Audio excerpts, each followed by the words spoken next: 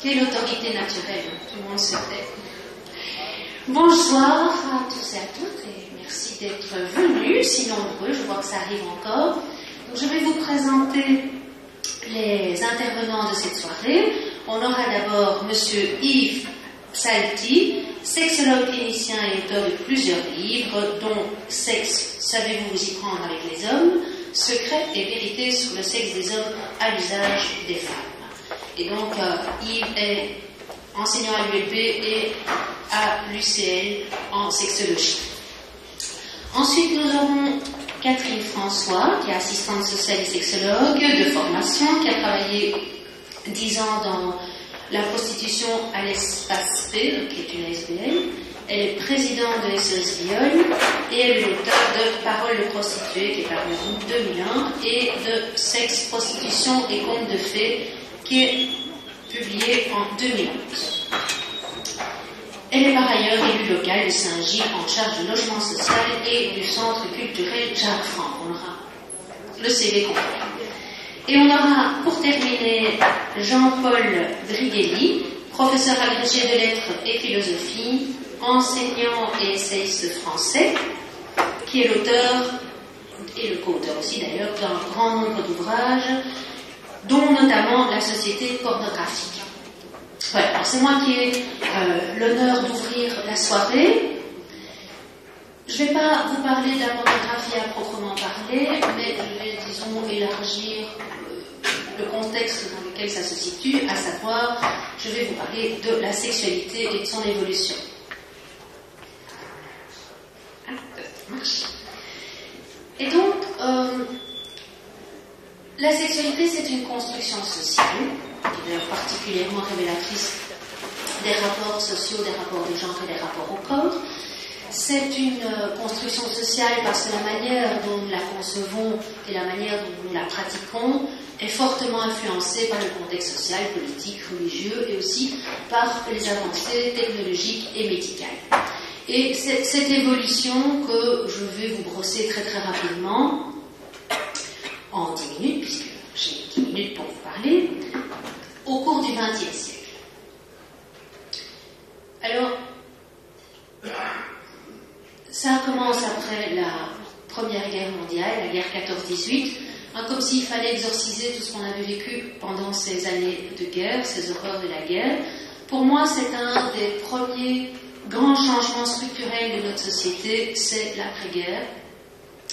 Les gens sont heureux d'avoir retrouvé la liberté, c'est fini pour l'austérité. On est dans les années folles, une période d'exubérance, de créativité. Et les femmes qui ont participé à l'effort de guerre pendant la guerre et donc qui ont donc assumé des responsabilités qui étaient avant la guerre assumées par les hommes, eh bien, entendent bien continuer à être autonomes et donc elles vont lutter pour leur émancipation. Elles vont d'ailleurs obtenir après ça le droit de suffrage universel, ce sont les mouvements des suffragies. Et donc dans ce mouvement-là, on a les premiers magazines féminins, ici vous voyez le magazine Vogue. Les magazines féminins existaient déjà avant, mais disons que c'est dans ces premiers magazines qu'éclate vraiment la beauté des femmes, et ces magazines vont devenir des médias essentiels de diffusion des standards en matière de beauté, de mode, d'attitude et de comportement féminins, donc qui vont inciter les femmes à avoir. C'est aussi dans ces années-là que naissent les premières stars de cinéma. Et c'est à partir de ce moment-là, on peut dire aussi, que vont naître les premiers mythes féminins, la beauté féminine, et c'est le cinéma qui va commencer à promulguer ces mythes-là. C'est aussi le cinéma qui va permettre de faire reculer les tabous, notamment en matière, je dirais, de sexualité au sens large, puisque dans les années 20, le comble du hot, c'est le baiser sur la bouche, et le cinéma va contribuer à populariser ce baiser sur la bouche. C'est aussi un modèle d'identification pour les femmes qui voient ces beautés sur les écrans, qui voient aussi le regard des hommes plein de désir pour elles et qui vont donc adopter des comportements qu'on voit sur les écrans et donc aussi maquillage qui était jusque-là réservé aux prostituées et aux femmes dites de mauvaise vie, les jambes dénudées, le bronzage, etc. Je crois que les deux fois. Dans le même mouvement, on a les premiers concours de Miss, là aussi, visiblement à voir avec la Première Guerre mondiale, puisqu'on dit que le terme Miss France est né dans les tranchées de la Somme en 1914. On en arrive aux années 40, 39-45, disons, les années de guerre. Eh bien, en 1939, première utilisation médicale des antibiotiques, qu'on connaissait déjà depuis pas mal de temps, mais vraiment purement en recherche médicale, et donc qui va permettre de faire reculer le spectre de la syphilis qui avait tué vraiment beaucoup de gens au XIXe siècle. Et donc, voilà, ça va libérer la sexualité au moins de cette angoisse-là. Et la guerre 39-45 qui va apporter le préservatif. Alors, le préservatif, ça existe depuis la nuit des temps, mais dans des matières, disons, pas super méga confortables. Et c'est seulement en 1930, avec le latex, que ça a commencé à être plus populaire. Mais c'est vraiment les Américains qui vont nous les amener parce que, fort de leur expérience de la Première Guerre mondiale et de nombreuses contaminations de maladies sexuellement transmissibles, eh bien, ces soldats avaient dans leur pactage des préservatifs.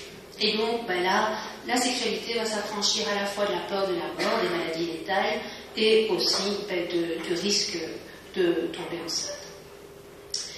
Les années 50, la pornographie qui était jusque-là réservée à un public restreint et averti, bien se popularise parce qu'elle trouve dans la presse papier un moyen de se diffuser. Et le premier magazine Playboy que vous voyez là, paru en 1953, fait immédiatement un tabac. 1959, première Barbie. Et en fait, c'est la première fois qu'une poupée représente une femme adulte et non pas un bébé. C'est-à-dire non pas le bébé qu'on va pouponner, mais la femme qu'on va devenir. Et donc, on peut dire que la séduction supplante la reproduction. Alors, c'est déjà une grande évolution, parce que les femmes qui étaient confinées jusque-là à la dinette et au bébé à pouponner, eh bien, évidemment, on connaisse autre chose. Donc, c'est déjà une émancipation. Mais malheureusement, c'est une émancipation qui a aussi son revers de stéréotypes, puisque bien sûr, elle est belle, grande, mince, elle est souriante. Les premières Barbie d'ailleurs avaient les yeux baissés parce que les femmes devaient être soumises, donc c'est un peu à double tranchant. Les années 60, pour moi, c'est le deuxième grand changement structurel de notre société. Donc, aux États-Unis, c'est la guerre. Les États-Unis, à ce moment-là, mènent la guerre du Vietnam, guerre dont les Américains n'avaient pas grand-chose à faire, jusqu'au moment où, en 1968, la guerre, l'offensive du Tet, beaucoup d'Américains ont été tués. Tout d'un coup, les Américains se sont rendus compte que cette guerre existait quelque part, elle est devenue vite impopulaire. Est né de ça un mouvement hippie qui a prôné de faire l'amour et pas la guerre. De notre côté, aussi, Belgique, France, etc., mai 68, on a aussi remis en question la société des papas et les valeurs de notre société. Et ce mouvement-là a prôné de jouir sans entrave. Alors, de nouveau, du bon et du moins bon, la sexualité qui avait été très contrainte par une morale qui était très rigoriste se libère, c'est bien. Malheureusement, il y a d'autres standards, d'autres stéréotypes qui sont venus remplacer. À ce moment-là, je dirais que la sexualité se libère, mais c'est surtout la réalisation de tous les fantasmes. Et donc, on voit apparaître, ce qui n'existait pas jusque-là, des sexualités sans engagement, des sexualités avec plusieurs partenaires. Et donc, c'est plus trop cool de dire non. Et donc, c'est ok, ça se libère, mais d'un autre côté, on peut plus trop dire non, quoi. On voit aussi les pin-up faire leur apparition dans la publicité. Et fin des années 60, apparaît aussi la pilule contraceptive. Donc elle a été inventée un peu avant, mais c'est surtout fin des années 60 et dans les années 70 qu'elle va se répandre, que son usage va se répandre, et donc bien sûr faire reculer la crainte d'une grossesse. Dans les années 70, pour la première fois, les films érotiques et pornographiques connaissent des succès publics, notamment Gorge profonde en 1972. C'est le premier du genre qui connaît vraiment un succès incroyable. Il finira d'ailleurs sa carrière dans des salles de cinéma traditionnelles, classiques. Pour la première fois aussi, une actrice de porno devient une star, Linda Lovelace devient une star, et c'est ce qui va se passer aussi en 1974 avec le film Emmanuel, qui va aussi connaître un tabac, qui restera une dizaine d'années à l'affiche, et qui va aussi voir Sylvia Kristel devenir une star. Et là, je dirais, pour moi, c'est la naissance un peu du porno chic, ce qu'on pourrait appeler le porno chic, dans la mesure où ce porno devient accessible à tout le monde, et le message, c'est que c'est possible pour tout le monde. Enfin, c'est un peu caricatural ce que je dis, mais jusque-là, c'était vraiment dans des sphères très privées, et à partir de ce moment-là, eh bien, ça devient beaucoup plus répandu. Alors, les années 80 et 90 encore plus, c'est-à-dire un renforcement dans les années 90, pour moi, ça c'est le troisième grand changement de notre société, c'est vraiment un nouvel ordre de notre société, c'est vraiment la mondialisation, c'est la chute du mur de Berlin, avec un nouvel ordre économique aussi, donc tout qui devient plus instable, les familles deviennent plus instables, beaucoup plus de divorces au niveau de l'emploi aussi. C'est aussi à ce moment-là que des femmes venues de l'Est arrivent, et donc tous les moyens qui sont ceux de cette époque-là, donc d'abord les vidéocassettes, puis les DVD et enfin Internet, engendrent une explosion de la production et de la consommation de la pornographie, qui se popularise évidemment parce qu'elle est d'un accès aisé, discret, voire même anonyme, et peu coûteux, voire gratuit. Et donc dans un même mouvement, je vous dis avec les filles de l'Est notamment, la pornographie se transforme, devient plus violente, met en scène des femmes de plus en plus jeunes, et donc petit à petit, bien, les codes du porno s'imposent de plus en plus dans notre société. Voilà, j'irai pas plus loin. Voilà, donc si on résume, voilà, l'hypersexualisation a été favorisée, pas trop vite, il va tout seul, par les... On peut revenir en arrière. C'est pas grave. Je ne vais pas faire trop long parce que je voulais laisser le temps aux autres intervenants. Voilà, donc je vais passer la parole à Yves.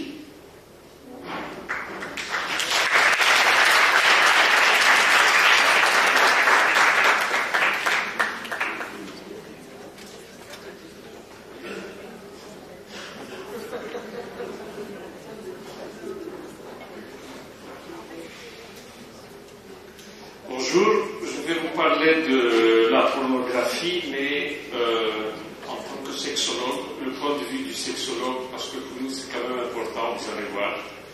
On va l'utiliser comme dans nos traitements de troubles sexuels, c'est quand même un outil non négligeable. Donc je vais d'abord vous donner les définitions de qu'est-ce qui est érotique, qu'est-ce qui est pornographique. Et je vais essayer de mettre la pornographie dans un comportement sexuel. Où est-ce qu'on parle de la pornographie? Dans quel type de comportement sexuel? Je vais vous expliquer le rôle de la pornographie et les supports utilisés, les avantages, les désavantages de la pornographie.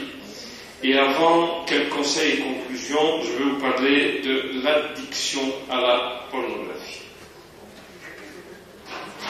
Le mot pornographie vient du grec porné, qui veut dire prostituée. C'est une représentation de sujets obscènes destinés à être communiqués ou vendus en public. Alors ça peut être des écrits, des spectacles, des images, des photos, des films. Et l'érotique, la différence entre érotique et porno, il va se différencier de l'érotique qui va montrer, ça peut être une revue, un film, par son esthétisme. C'est beaucoup plus esthétique et l'importance donnée aux relations interpersonnelles. Malheureusement, comme support, nous n'avons pas beaucoup de films érotiques, mais beaucoup de films pornographiques. Alors, où est-ce qu'on va placer la pornographie? Donc, on va le placer dans le comportement sexuel. C'est l'ensemble de la sexualité, à part la sexualité de la reproduction, d'une personne. C'est sa vie sexuelle. Alors, où va se situer la pornographie? Elle va se situer donc dans l'activité sexuelle. Donc, qu'est-ce que c'est une activité sexuelle et l'approche sexuelle? l'activité sexuelle, ça tout le monde le connaît. Quand on parle d'activité sexuelle, on parle toujours de la relation sexuelle. Et dans les écoles, quand on va faire une éducation sexuelle, on va parler toujours de la relation sexuelle. Comment se passe une relation sexuelle, de la tendresse, de l'amour, de la biologie et tout. Or, on ne va pas parler d'une chose très très importante dans l'éducation sexuelle, c'est la première activité sexuelle, en fait, c'est la masturbation. Donc il y a une troisième activité sexuelle, c'est les fantasmes. Si je vois l'approche sexuelle, c'est la sexualité relationnelle, donc la sexualité relationnelle donc, qui est en face de la relation sexuelle, et de la sexualité personnelle, qui fait partie des fantasmes et des masturbations. En fait, les fantasmes, donc, la pornographie va rentrer ici, dans cette sphère-là, dans la sphère des fantasmes. En fait, on peut fantasmer à 3 moments différents dans notre vie. On peut fantasmer journalièrement en marchant. Donc je peux fantasmer, ça peut être un tout court fantasme, ou bien je peux fantasmer, faire tout un scénario qui peut être soft et hard. Je peux fantasmer au moment où je me masturbe, et, in fine, je peux fantasmer pendant la relation sexuelle. Est-ce que c'est licite ou pas licite? C'est chacun à vous de définir ça. Mais nous avons une règle, si je suis en train de baiser, je ferme mes yeux, on ne me demande pas à quoi je pense. Donc ça c'est le grand tabou. Donc c'est la première des choses qu'on va apprendre aux gens, ne jamais poser la question, chérie, pourquoi tu fermes tes yeux?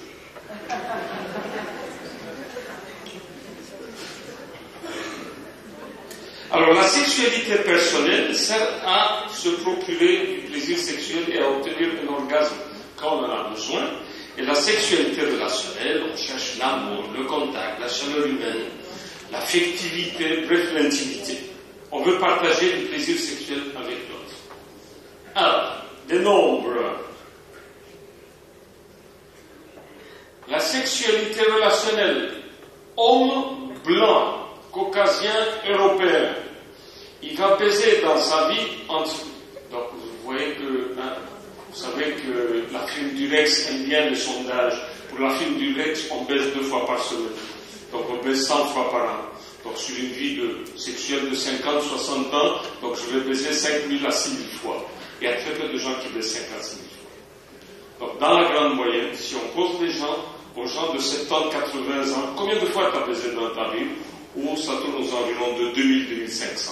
Ça, c'est une moyenne. Il y a plusieurs pics. Et un des pics, c'est moins de 100 fois. Entre 50 et 100 fois. Donc, je vais baiser 2000 à 3000 fois dans ma vie. Par contre, combien de fois je vais me masturber? Plus ou moins. Entre 8000 et 12000 fois. Donc, en tant qu'homme blanc, caucasien, européen, ma première activité sexuelle, et de loin, c'est la masturbation. Et non pas la relation sexuelle. Et dans des cours d'éducation sexuelle pour les jeunes, on ne parle jamais de masturbation, et c'est un grand tort. Première chose qu'il faut dans des cours d'éducation sexuelle, évidemment, si je vais dans des écoles et je parle de la masturbation, est-ce que je serai bien accueilli? Ça, c'est une autre question. Mais si je voudrais faire une bonne éducation sexuelle, je dois apprendre aux gens à se masturber, à bien se masturber, pour pouvoir utiliser la masturbation dans la sexualité relationnelle. Alors, la pornographie, quel est le rôle de la pornographie? Je parle évidemment en tant que sexologue. Donc la pornographie, c'est le fantasme, on va l'utiliser dans le fantasme, c'est pour enrichir la vie fantasmatique de la personne. Premier but, pourquoi on va regarder, pourquoi on va suivre des films porno? C'est pour enrichir sa vie fantasmatique. Alors, on va donner un cours aux gens sur la pornographie en disant et sur la masturbation en disant que regarder de telles images n'est à aucun moment il s'agit d'un pervers sexuel. Ça peut être aussi bien un sujet en manque de relations sexuelles comme de noms très très complets. N'oubliez pas, les hommes mariés, en France, il y a une étude qui vient de sortir, donc on a des chiffres pour la France. Les hommes mariés en couple, 87% des hommes se masturbent versus 68% de femmes. Donc c'est pas seulement les gens qui sont seuls, les gens mariés aussi se masturbent. Alors, les hommes, évidemment, ils sont plus accros à la pornographie, ils vont visionner des films érotiques, aussi avec leur compagne. Ils vont proposer à la compagne. C'est rare que ce soit la femme qui propose à l'homme, tiens, ce soir, est-ce qu'on va pas regarder un film porno? Le but, c'est de pimenter le rapport sexuel, ou bien pour chercher une alternative à leur manque de désir sexuel. Les grands sexophiles, donc ceux qui aiment le sexe et ceux qui ont une vie sexuelle assez riche, et qui ont, à tout moment, ils peuvent même, les sexophiles peuvent avoir une baisse de désir sexuel, et de best-of. Parce que, en fait, ce qui se passe dans les couples de longue durée, c'est on ne sait pas comment inviter l'autre à la sexualité. On ne sait pas quel message envoyer. On ne sait pas qu'est-ce qu'il faut dire. Donc de dire, tiens, ça fait longtemps, je trouve qu'on n'a pas baisé, allez maintenant viens au lit, ça risque de ne pas marcher. Ça risque de ne pas marcher, donc c'est le message qu'on envoie, les signaux qu'on envoie ne sont pas très séducteurs. Et quand ça ne marche pas, si ça fait 5-6 jours que j'ai pas fait l'amour et que le 7e jour, c'est encore plus difficile, on ne parle pas du 8e jour, c'est une catastrophe, alors ce serait une alternative de se dire, tiens, on va regarder un film érotico-pornographique. Mais le plus souvent, l'homme va le faire en solitaire et en général en le cachant à sa femme. Donc je me rappelle une fois, j'ai une patiente qui m'expliquait, par inadvertance, elle rentre dans les toilettes, donc ça fait des années déjà ça, hein, donc quand il n'y avait pas encore Internet, elle rentre dans les toilettes et elle voit monsieur occupé avec une revue à la main. Choquée, et il ne faut pas oublier que donc, cette femme-là, c'était une sexophobe jusqu'au bout des ongles. Elle ne s'est jamais masturbée dans sa vie, aucun fantasme, elle a baisé 4 ou 5 fois dans sa vie juste pour faire des enfants. Les enfants sont déjà faits. Donc le reste ne l'intéresse pas, et elle voit son homme occupé dans les toilettes. Et comme c'est quelqu'un qui ne pouvait jamais regarder une image, jamais pu voir une image, même à la télé, quand il y avait quelqu'un qui s'embrassait, elle zappait. Donc là-bas, je ne sais pas qu'est-ce qu'il a pris, elle prend la revue pour regarder. Donc une personne qui n'est pas habituée, normalement, elle va dire, je ne suis pas ça, ben non. Même les sexophobes peuvent être curieuses de prendre et d'ouvrir. Pas de chance, à l'époque, il y avait des revues avec un thème, et le thème c'était anal sexe. Alors la pauvre choquée, tu veux me faire ça, espèce de pervers, espèce de saligo, et ils ont divorcé à cause de ça. On se marie pas avec un saligo, évidemment, hein, donc, et s'était rendu compte un peu tard après avoir fait des enfants. Alors la pornographie, les supports visuels, donc la majorité des femmes, pour se masturber, peuvent fermer les yeux, elles peuvent se masturber, mais à l'heure actuelle, la majorité d'hommes, on estime qu'il n'y a que 40% d'hommes qui peuvent fermer les yeux, rentrer dans un fantasme et se masturber. Alors, quand une femme se masturbe, elle rentre dans un fantasme, et l'homme, c'est à l'heure actuelle plus l'Internet.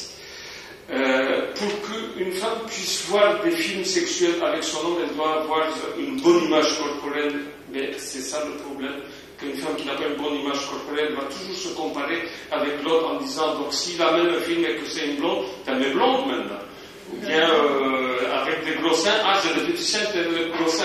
Alors ça va poser problème. Donc si une femme qui a une mauvaise image corporelle, donc elle ne doit pas le faire. Donc les bons côtés, les avantages des films X, c'est peut enrichir la vie sexuelle des personnes. Et ça peut être, comme malheureusement on n'a pas de bons films érotiques, ça peut être un cours d'une éducation sexuelle. Donc ce que j'aime bien, c'est que les femmes puissent voir comment on peut faire l'amour, comment le visage peut changer pendant l'orgasme.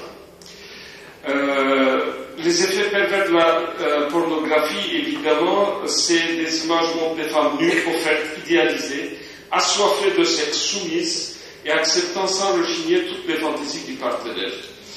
Et alors, évidemment, l'homme, une fois qu'il voit ça, il ne comprend pas que sa femme n'accepte pas ceci ou cela. Les effets pervers, donc on voit souvent des femmes qui disent il veut me faire le Kama Sutra qu'il est en train de voir, moi j'ai mal au dos, vous savez, ces positions-là ne sont pas confortables pour moi, et malheureusement il y a des hommes qui vont faire l'impasse dans les préludes amoureux. Alors l'addiction à la pornographie, on voit de plus en plus maintenant des addicts à la pornographie et à la masturbation. Chez nous, quand on va voir addiction, quand les gens viennent pour addiction à la pornographie, on doit être sûr qu'il s'agit d'une addiction à la pornographie ou bien une addiction à la masturbation. Parce que ce n'est pas du tout la même chose. Donc, il peut être addict à la masturbation parce qu'il y a une mésentente du couple, dans le couple, ou bien parce que tout bêtement la masturbation est plus facile, il ne doit pas séduire sa femme, ça va vite, il ne doit pas penser au plaisir de l'autre. Alors, addiction à la pornographie, aujourd'hui, en sexologie, il y a plusieurs études qui se recoupent, c'est 11 heures, visionnage de 11 heures par semaine de porno. Donc, avant, on pensait que c'était entre 15 et 25 heures, maintenant, on parle de 11 heures. Alors, il y a deux phases qu'on va regarder. Avant, dans les revues, c'était différent. On avait une seule revue de quelques pages, la masturbation durait 5 à 6 minutes. Maintenant, avec Internet, il y a toute une phase de voyeurisme.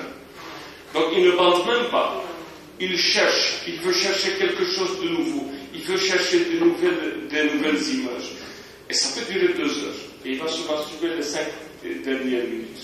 Et ça va poser un problème. Ça peut poser un trouble sexuel, dans le sens où l'homme va passer beaucoup de temps sans bander. Donc sans réponse sexuelle à regarder, et il peut avoir très vite une saturation sexuelle. Donc sa fonction sexuelle peut se dégrader parce qu'il va s'habituer encore à voir des images. Et puis il peut y avoir des troubles au niveau de sa relation conjugale, il va perdre l'habileté de séduction et son monde fantasmatique va changer et il voudra chercher toujours des images beaucoup plus érotiques et ça va aller crescendo. Les belles petites images avec missionnaire, ça ne lui dit rien, donc il faut aller beaucoup plus loin et ça va lui poser un problème. Alors rencontrer une femme, la séduire, la convaincre, entamer une relation intime, lui procurer des préliminaires, enfiler un préservatif et lui donner du plaisir et puis éjaculer dans le préservatif, ça va être vraiment un vrai défi pour lui parce qu'il va s'habituer à ce film porno et à sa masturbation. Alors, je termine avec des conseils. Que dire à la femme? Donc, aux femmes, en général, on dit, ce n'est pas un adultère. L'homme qui regarde ces images ne veut pas absolument coucher avec ces femmes-là. Donc, mesdames, ne vous comparez pas à ces femmes-là et essayez de garder un jardin secret. Alors, aux adolescents, qu'est-ce qu'on doit dire? Donc, ils regardent déjà à 9-10 ans les faits. Donc, coercition n'a aucun effet. Il ne faut pas un ton moralisateur. La seule chose qu'on doit lui dire, c'est fait pour des adultes. Ce n'est pas pour ton âge. C'est pour des adultes avertis. Ce n'est pas un cours d'éducation sexuelle. Et mon coco, si tu veux faire ça à ta copine, tu vas recevoir une gifle. Donc, bien expliquer que, en conclusion, les films porno ne sont pas des films documentaires. On ne montre pas une sexualité relationnelle. Il s'agit juste d'un divertissement qui a pour fonction de nourrir le fantasme du spectateur adulte. Et c'est tout. Et j'explique tout ça aussi dans mon livre Sexe avec musique avec des hommes. Je vous remercie.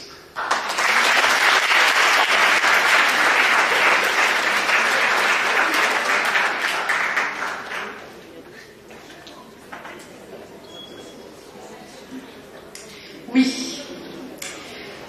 Alors, la liberté sexuelle, c'est ce qui transpire le plus quand on s'approche des personnes prostituées et des actrices porno.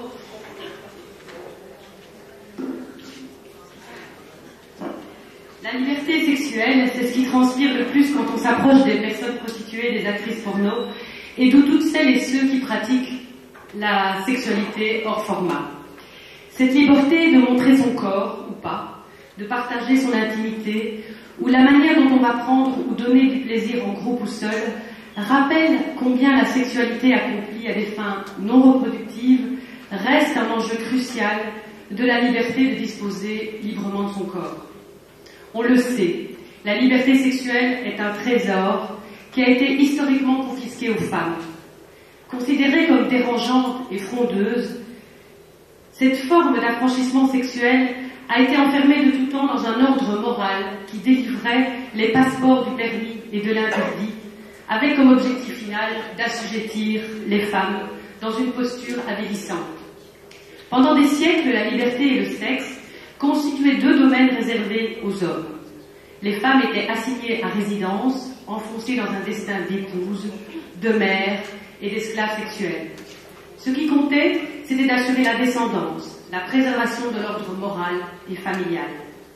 La première forme de liberté sexuelle apparaît dans les écrits de Charles Fourier, adepte du libertinage, qui, avec une fraîcheur exquise, a proposé un modèle de société fondé sur l'émancipation des femmes et l'accès partagé à la jouissance et au plaisir charnel.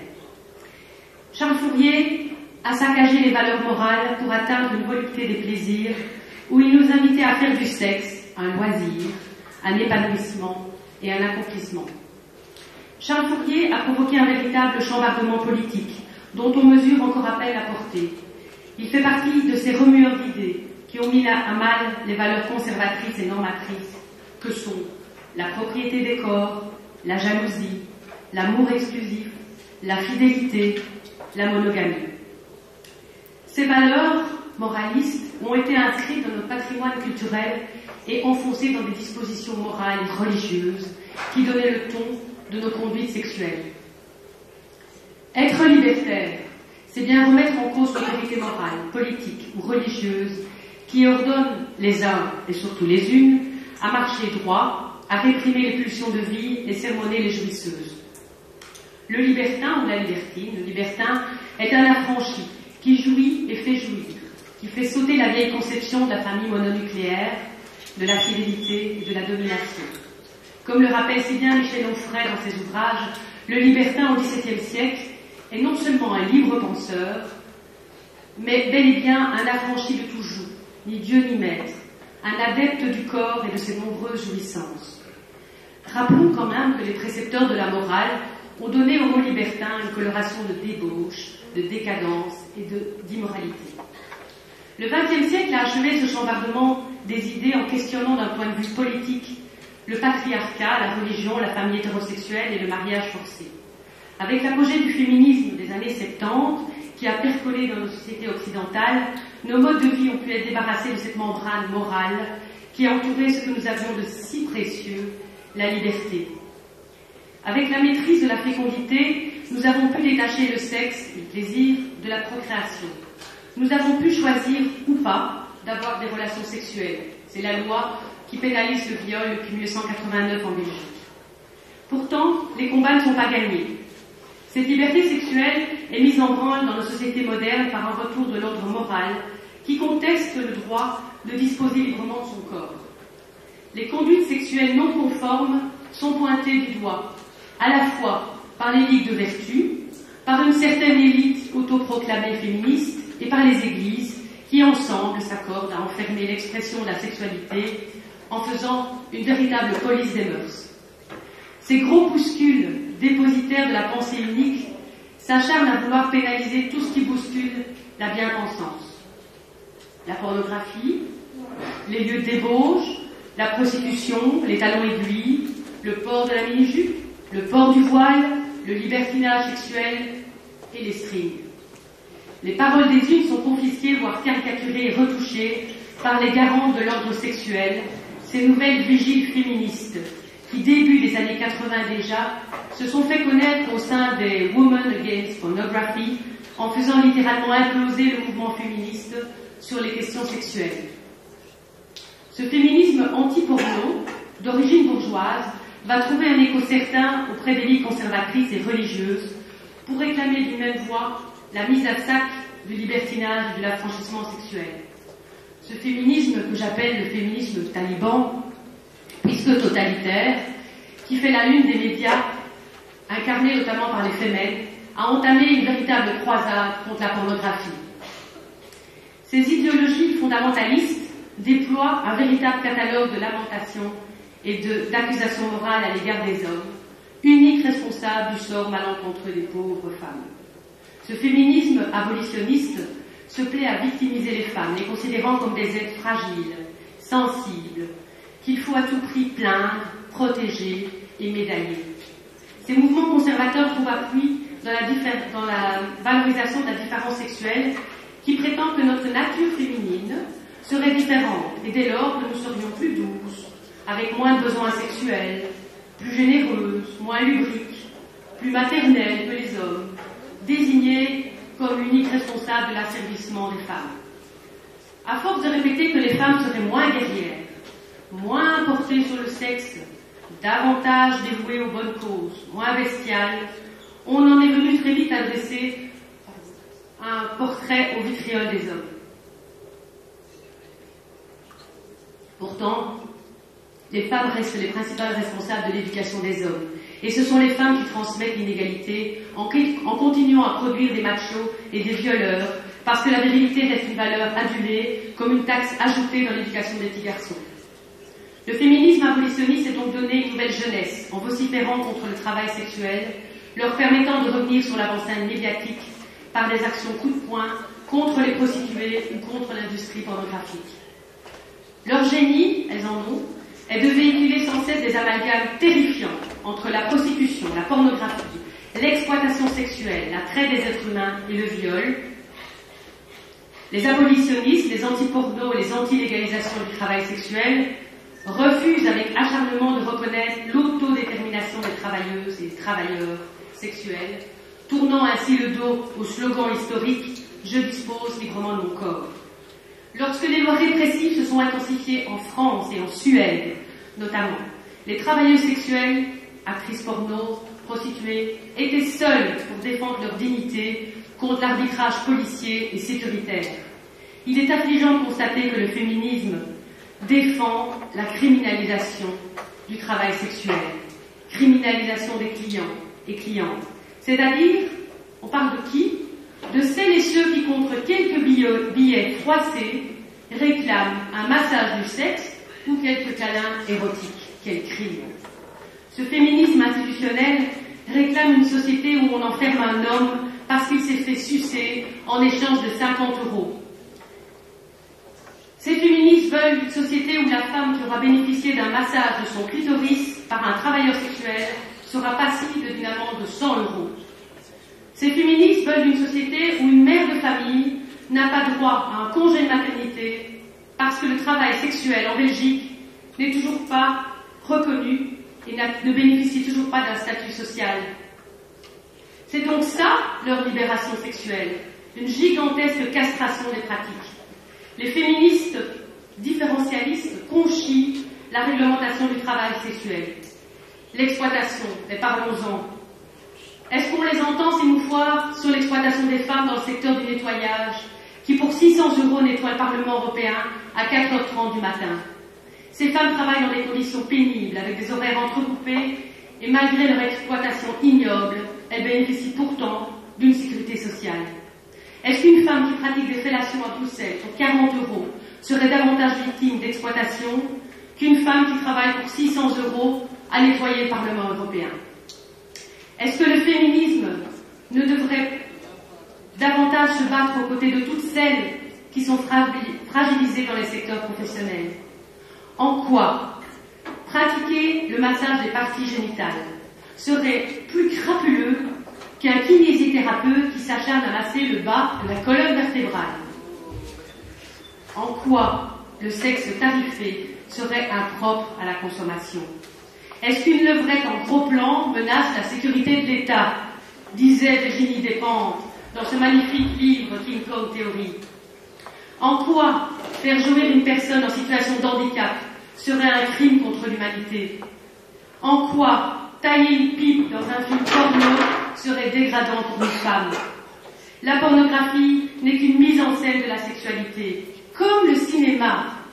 La pornographie, disait André Breton, c'est l'érotisme des autres. N'en déplaise à ces moralistes qui se plaisent à décréter que la pornographie est responsable de tous les maux de la société, que la société serait hyper sexualisée et que la consommation irréfrénée de sexe serait le nouveau vice des sociétés modernes.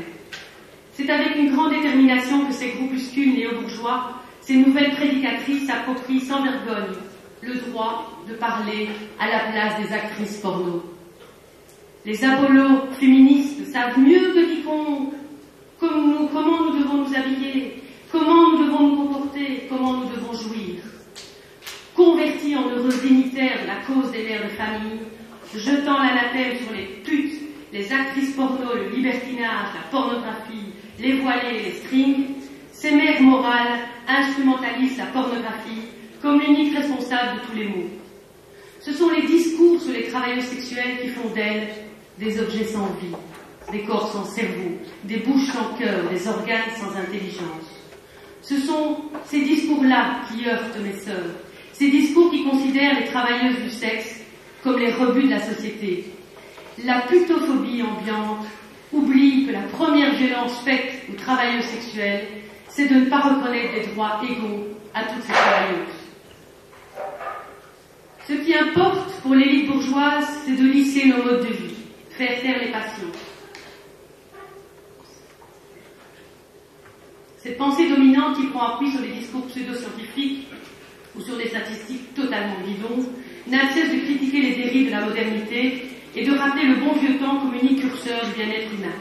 Personne ne souhaite en effet que les hommes et les femmes se détournent des outils de production capitalistes pour sombrer dans la jouissance. Comme si le sexe à grosse dose serait devenu néfaste à notre épanouissement, ou seulement si celui-ci est consommé dans le cadre du couple marital. Au moment où l'égalité des sexes est promulguée, où la liberté sexuelle est consacrée, on vient nous rappeler que le sexe est du tort et qu'il engendre une certaine maltraitance. On a même inventé un mot, addiction. Et la condamnation de Dominique Strauss-Kahn n'est pas sans rappeler le portrait au vitriol dressé contre tous ceux et toutes celles qui font du libertinage un mode de vie. Et il faut bien l'avouer, nous n'avons jamais entendu ces pourfendeurs de la liberté s'indigner devant l'existence des contes de fées, qui ont pourtant de tout temps saccagé l'égalité des sexes et figé les filles dans des rôles de potiches, soumises, confirmées dans une sexualité passive. Les contes de fées, c'est ça qu'on doit interdire. Les contes de fées ont été produits par la classe dominante pour véhiculer l'idée du mariage monogamique, de l'exclusivité amoureuse, de la passivité féminine, la jalousie. Ce sont les contes de fées qui ont détourné les filles de leur destin de conquérantes et de femmes émancipées. Ce sont les contes de fées que l'on doit interdire, et non la pornographie. Si nous avons recours à la pornographie, c'est parce que nous cherchons à faire jaillir nos désirs, à élargir nos fantasmes, ou mettre à mal les conventions morales. C'est d'ailleurs la fonction de la pornographie, jusqu'au XXe siècle, de proposer une critique politique et sociale de nos sociétés. Je ne peux déplorer, comme vous sans doute, que la pornographie ait perdu de son odeur, ait perdu de sa pilosité anarchique, de ses couleurs, de sa vigueur et de son mordant politique pour se centrer effectivement uniquement sur l'excitation des hommes. Qu'il est sain d'avoir une libido active. Et les études récentes ont toutes montré que plus une société est libre sexuellement, avec une pornographie accessible, et moins il y a de crimes sexuels. Plus la sexualité est cachée, inaccessible, plus la tentation de recourir à la force et considérer les femmes comme des instruments de jouissance est grande. Il y a de la place pour une pornographie libertaire tournée vers les pulsions de vie pour contrebalancer les postures simiesques de la pornographie actuelle. Notre rôle dans l'éducation sexuelle sera de rappeler que le consentement est le préalable à toute rencontre sexuelle. Le consentement, dans le travail sexuel, est toujours présent. Le viol est un acte terrible. Comme président de viol, je peux vous en parler plus précisément. C'est pourquoi, je termine, bon nombre de femmes prostituées se font violer. Il faut admettre que le viol d'une prostituée n'a jamais été pris au sérieux par les autorités judiciaires ou l'opinion publique. On se dit à demi-mot, elle a bien cherché après tout. La crédibilité du témoignage est toujours mise en doute, car la putain incarne une fille aux vilaines mœurs, qui a été punie pour ne pas avoir endossé le costume de la femme au foyer, sacrifiée à son mari et à sa progéniture. Les comportements évoluent. On le voit dans les colonnes des statistiques en la matière. On remarque une baisse importante du nombre de viols depuis les années 75, aussi bien aux États-Unis qu'en Europe. Diminution que l'on peut sans souci attribuer au démarrage de la liberté sexuelle, du féminisme et de la pornographie. Car nous sommes toutes et tous des acheteuses potentielles de cajolerie sexuelle. Nous sommes, comme les hommes, capables de détachement du sexe et de l'esprit. Nous pouvons jouir sans être dans un couple durable. Nous pourrons aimer quelques quarts d'heure l'homme qui nous a fait jouir et qu'on aura payé. Chaque jour, nous perdons des femmes qui se sont détournées de leur plaisir, à trop vouloir se concentrer sur le rôle de mère parfaite. Nous les avons perdues en chemin, ces femmes, alors qu'elles étaient mieux armées que par le passé pour contrôler leur naissance et jouir sans entrave. Il serait bien injuste de ne pas pouvoir assouvir le désir des femmes. Loin de diminuer la prostitution, il faut l'élargir, justement pour répondre aux désirs lubriques des femmes et conduite. J'en appelle, et je termine, à l'intelligence et la lucidité des générations futures, c'est-à-dire vous, pour admettre que le consentement de la prostituée ou de l'actrice porno a la même valeur que le consentement d'une non-professionnelle du sexe. Il n'y a pas de consentement de seconde zone, il y a des adultes capables de discernement. Il y a des adultes concernés par la chose sexuelle, remplis de désirs et de compétences sexuelles. Il y a des adultes qui s'autorisent un acte frivole, consommé dans le huis clos d'un bordel. Il y a des rencontres belles et humaines, où rien ne salit l'événement sexuel, et certainement pas l'argent. Et si nous devions retenir quelque chose de cette soirée, chers futurs parents, peut-être, dites à vos filles que ce qui compte c'est d'être libres et épanouis, et que les princes charmants, c'est nous qui les enfantons, c'est pas Dieu ni Disney. Dites à vos filles qu'elles seront rebelles, volcaniques, poilues, puissantes, féroces et audacieuses. Dites à vos garçons qu'ils seront doux, virils, féminins, volubiles, troubadours, et que le consentement des personnes est tout ce qui cimente notre civilisation. Et dites surtout qu'il est bon d'être libre, gourmand, de jouir et de faire jouir.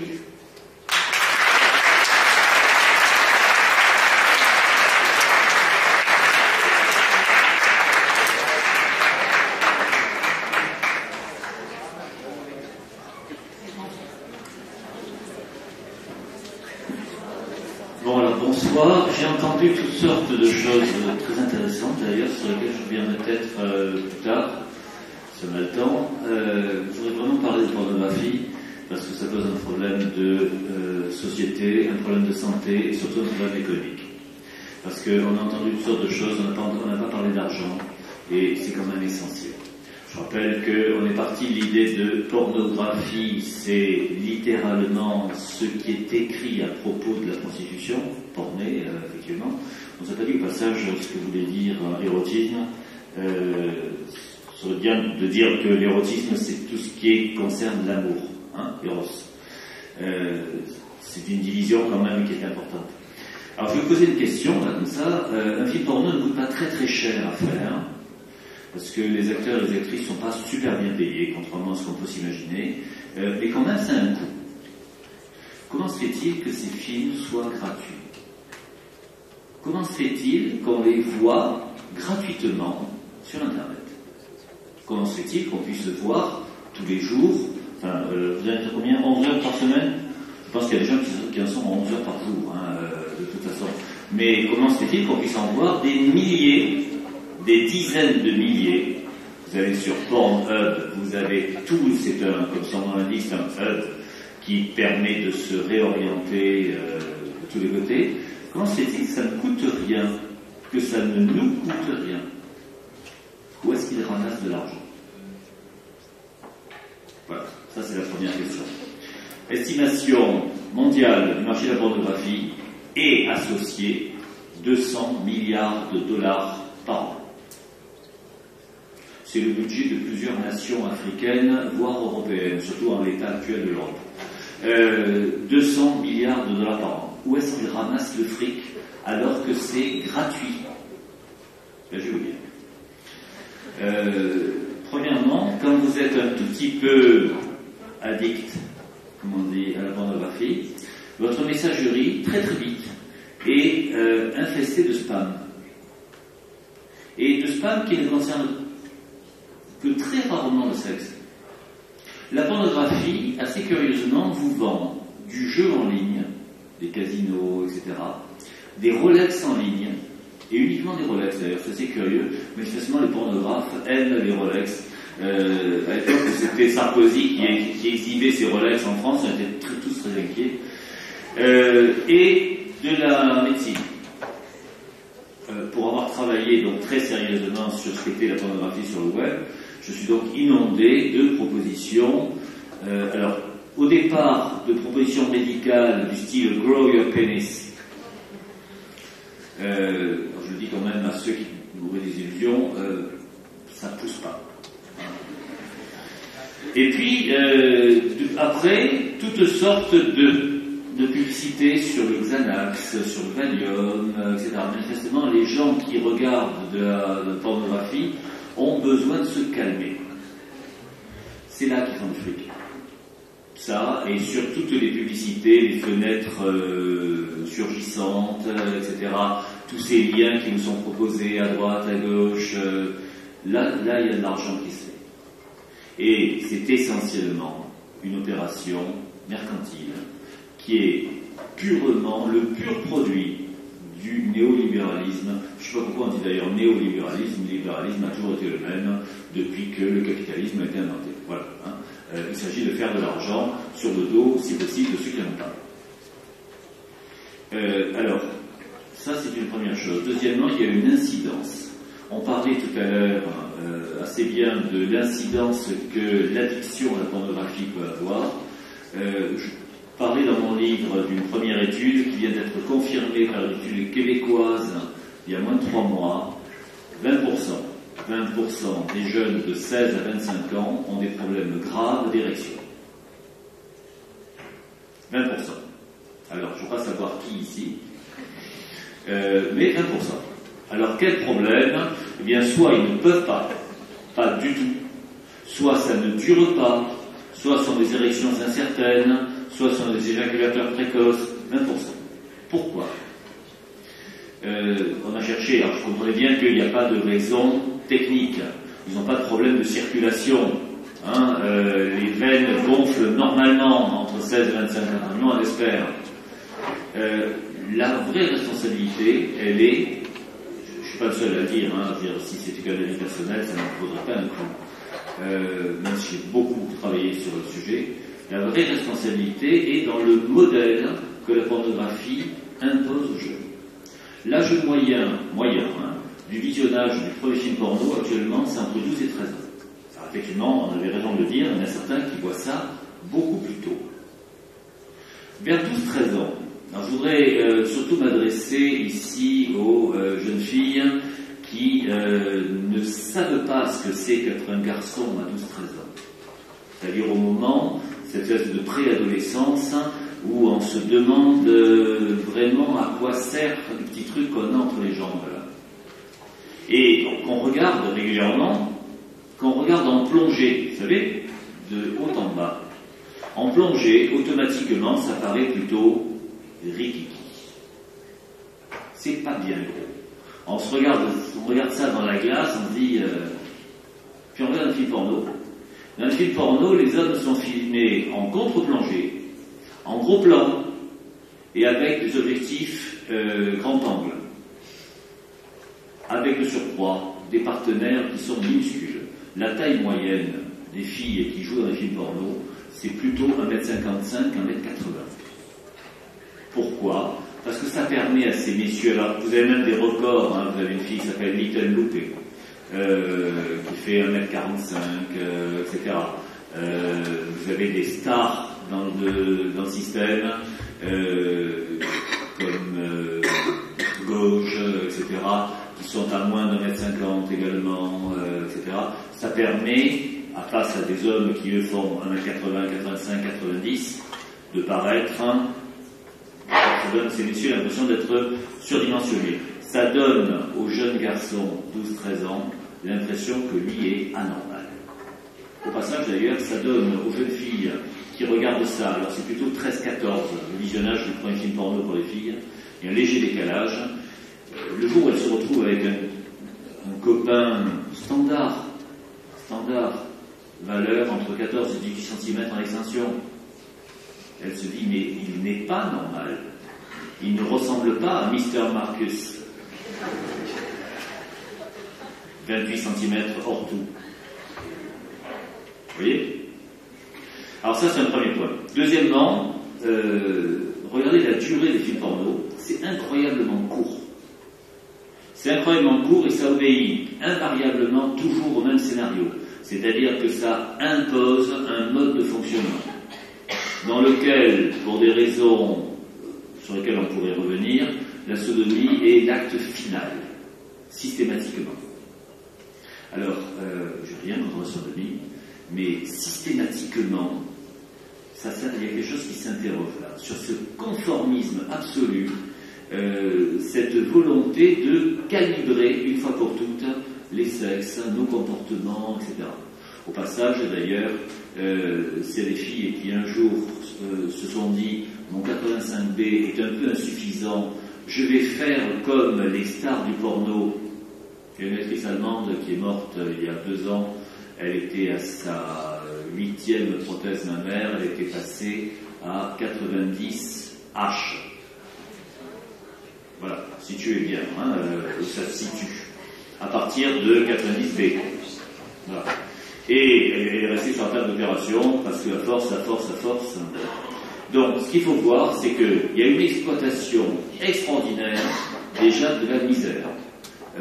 Au départ, il y avait des films pornographiques, beaucoup en France. C'était des films porno, on en a parlé tout à l'heure à propos de l'historique, c'est des films porno qui étaient faits dans les bordels et projetés dans les bordels sur un drap.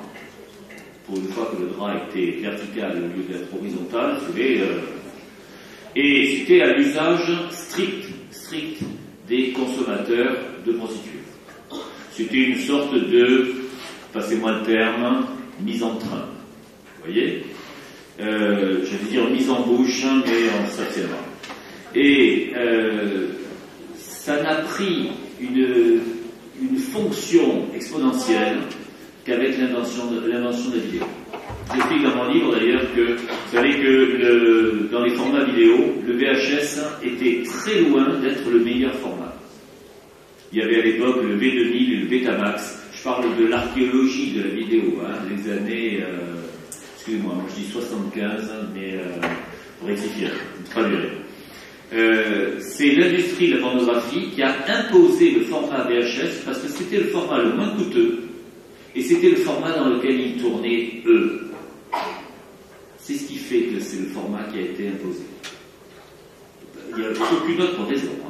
Et ça a correspondu au moment où des films qui jusque-là passaient dans les salles tout à fait ordinaires, on a parlé de Gorge profonde, et il y en a une autre, il y en a d'autres là derrière la porte verte, etc., qui sont des musts actuellement. Des musts. Je reviendrai également là-dessus. Pourquoi est-ce que les films porno des années 60, 70 sont actuellement des collectors, si je peux dire? C'est parce qu'il y avait un scénario. Actuellement, c'est terminé. D'ailleurs, vous n'avez qu'à regarder, lorsque vous ouvrez RedTube, Xhamsters, Pornhub, Cocknu, etc., le menu vous est donné en quelques mots. IFAC, c'est ass. Voilà. Et puis c'est tout, il n'y a rien d'autre. Les nanas sont limitées à une bouche, un vagin, un cul. Les hommes, et c'est là qu'il faut bien comprendre une chose, c'est que ça n'a rien de strictement anti-féministe, c'est également anti-masculin. Les hommes sont limités à la cheville ouvrière fatale, et rien d'autre. Il y a par exemple des sites, il y a un site que je vous recommande dans le style abominable qui s'appelle Black on Blondes. Black on Blondes sont des noirs qui se tapent des blondes. Alors, ça semble être, c'est très curieux, ça semble être une espèce de revanche, mais en même temps, ça renvoie toutes les images du nègre violeur. Vous voyez? C'est ça que ça fabrique. Ça renvoie toutes les images coloniales des années 20-30. Ça renvoie au passage à des lieux communs parfaitement éculés sur le sexe surdimensionné des Noirs, etc. Alors il y a une étude sur le sujet, je la cite dans mon bouquin, c'est pareil. Ne cherchez pas, de quelque couleur que ce soit, les formats sont les mêmes. La pornographie ment en permanence. Enfin, je vous dis, parce que je suis désolé de casser des illusions, on va dire ça, mais c'est ça. Donc, comme il faut aller vite quand même, c'est une opération strictement mercantile, visant à encaisser le maximum d'argent dans le minimum de temps. Il faut bien comprendre une chose, hein, les stars du porn business, les records actuels, c'est 360 films tournés en 365 jours pour l'une des actrices. Je rappelle qu'elle se pique avec des analgésiques locaux de façon à pouvoir continuer.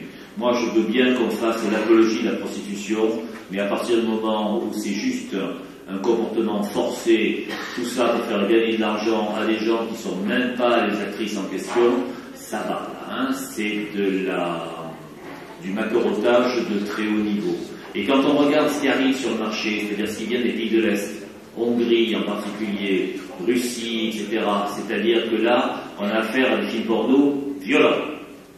Vous avez qu'à taper Canning, Panning, Whip, etc., vous allez tomber sur des sites comme Elite Pain, où gratuitement, vous verrez des femmes se faire démolir. Et alors là, démolir pour de l'eau. Si vous voulez, on projette ça tout de suite, là. Hein, je n'ai pas la théorie là-dessus. Bon, et il y a quelque chose qui fait que l'érotomane distingué que je suis moi-même, parce que moi je veux bien qu'on dise, j'ai écrit La Société pornographique, j'ai écrit aussi un bouquin sur Sade, et j'ai fait sous différents noms des livres érotiques dans les années 90-2000. Quand je dis érotique, hein, sous des noms d'emprunt, parce que l'éducation nationale en France ne rigole pas du tout avec les petites manies des enseignants. Et ça se sait maintenant, mais bon, c'est la vieille histoire. Donc l'érotomane distingué que je suis est choqué, profondément choqué par ce qu'il voit dans la pornographie, parce que la pornographie est en train de tuer la sexualité. De tuer la sexualité, parce que loin d'être une opération en sexualité, était effectivement une opération qui allait vers l'autre. Moi je veux bien qu'on parle de la masturbation, peut-être qu'il y en a certains qui pensent qu'effectivement nous sommes chacun pour soi la personne que nous aimons le plus, mais quand même l'érotisme c'est d'aller vers l'autre, pour d'autres raisons quand même que la stricte reproduction. Le libertinage c'était quelque chose de remarquable, et ça ne s'adressait d'ailleurs qu'aux aristocrates, hein, à peu de choses près. Le peuple, il n'était pas là.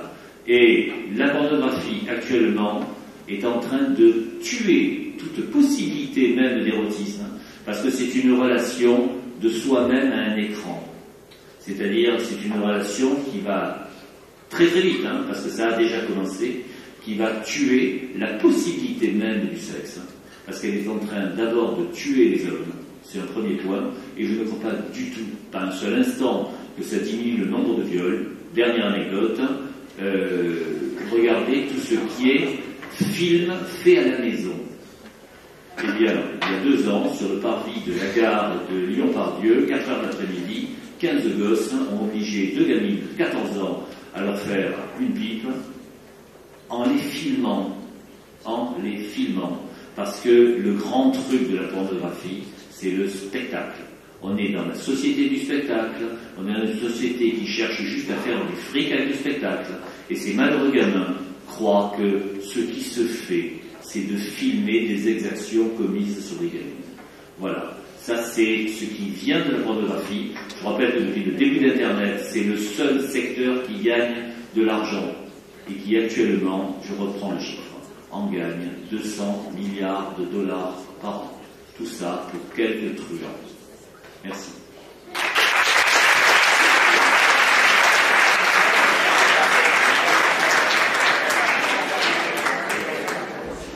Merci à tous. J'espère qu'il y a des réactions dans la salle. On va d'abord commencer par un tour de salle. On va prendre plusieurs questions. Ah oui. Oui. quitte à ce que les orateurs après complètent leur intervention sur justement question 70. Donc plusieurs questions en même temps, on va prendre 2-3 questions et puis comme ça chacun répondra.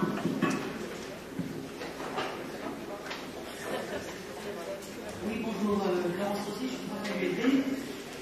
J'avais une question à l'ensemble des intervenants, mais peut-être que ça a été déterminé par le public que vous aviez, le public étudiant. Peut-être que parler de pornographie à des étudiants, c'est pas la même chose que parler de pornographie à des gens de 50 ans. Il y a peut-être une valeur éducative qui se sentait en tout cas dans les deux premières interventions par les PowerPoint. J'ai trouvé quand même toutes les interventions très hétérocentrées d'un point de vue sexuel, très centrées sur une représentation classiste du couple. Alors peut-être être un effet en effet de pédagogie. Par rapport aux interventions, Monsieur Brielli, vous êtes brillant, mais vous pouvez dire la même chose sur l'école, sur le foot. Je pense qu'en effet, ce que vous dites, il y a une série de choses qui sont vraies, mais par exemple par rapport à la pornographie populaire, je ne sais pas si vous regardez les Jackie et Michel, qui sont, voilà, il y a toute une série de pornographies populaires qui, je pense, est une réappropriation, notamment aussi par les féministes. Une partie des féministes se sont heureusement réappropriées aussi la pornographie. Et voilà, donc là je pense qu'il y a une série de choses, je comprends très bien, vous avez 10 minutes chacun a exprimé un certain point de vue, mais la question centrale c'est l'hétérocentrisme. On vient de voter le mariage pour tous en France, il y a quand même une vision de la sexualité qui est extrêmement hétéronormée dans ce que vous avez proposé, et voilà, je voulais savoir si c'était intentionnel ou si c'était parce que finalement on est encore dans une société très hétérocentrée.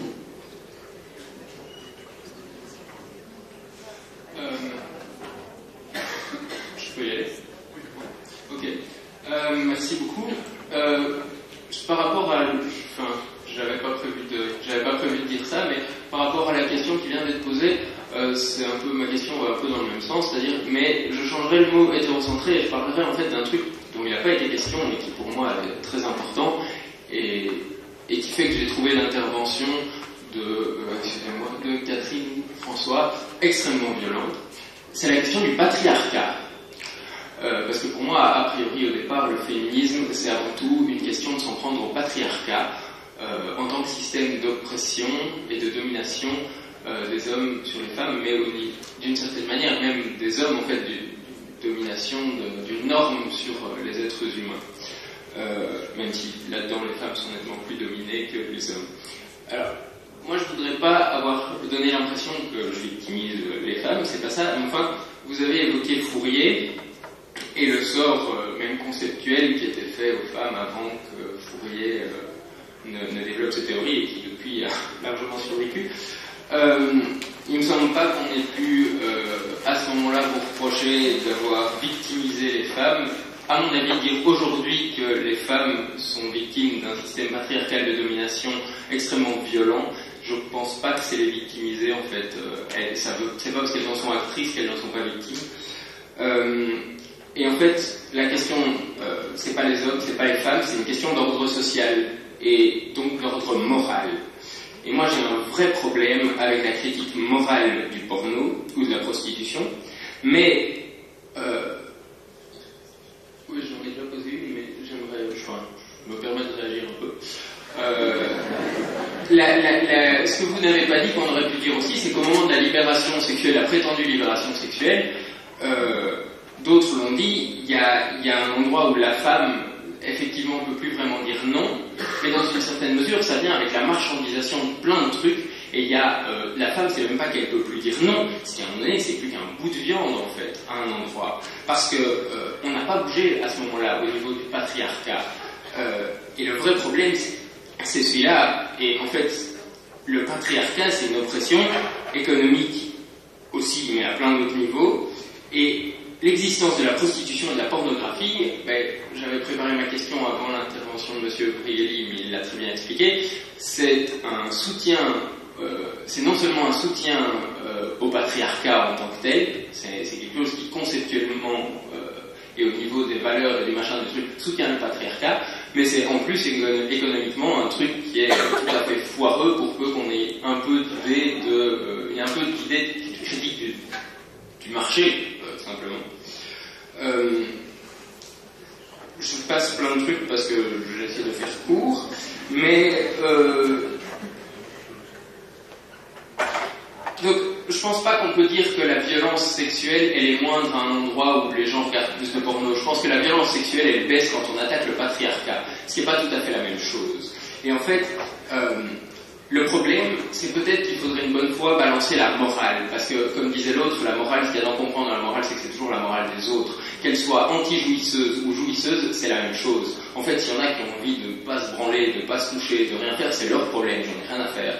Mais moi, personnellement, j'ai pas envie qu'on m'en empêche. Ça ne fait pas de moi quelqu'un qui ait envie, qu'il y ait des putes, qu'il y ait des... Enfin, le truc des putes, c'est quand même super violent, excusez-moi. Ouais, juste un truc.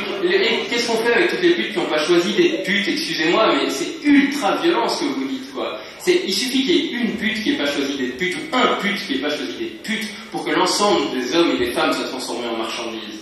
Votre truc, c'est n'importe quoi à ce niveau-là. Je comprends pas comment on peut dire ça.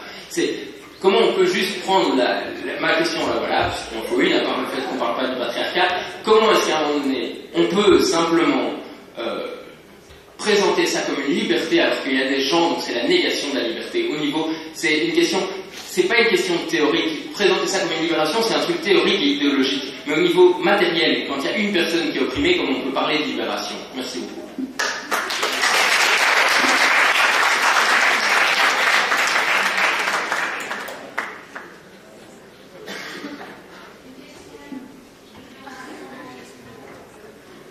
Moi j'ai deux remarques à faire. Une aux deux messieurs, qui est que vous n'avez pas beaucoup parlé des femmes.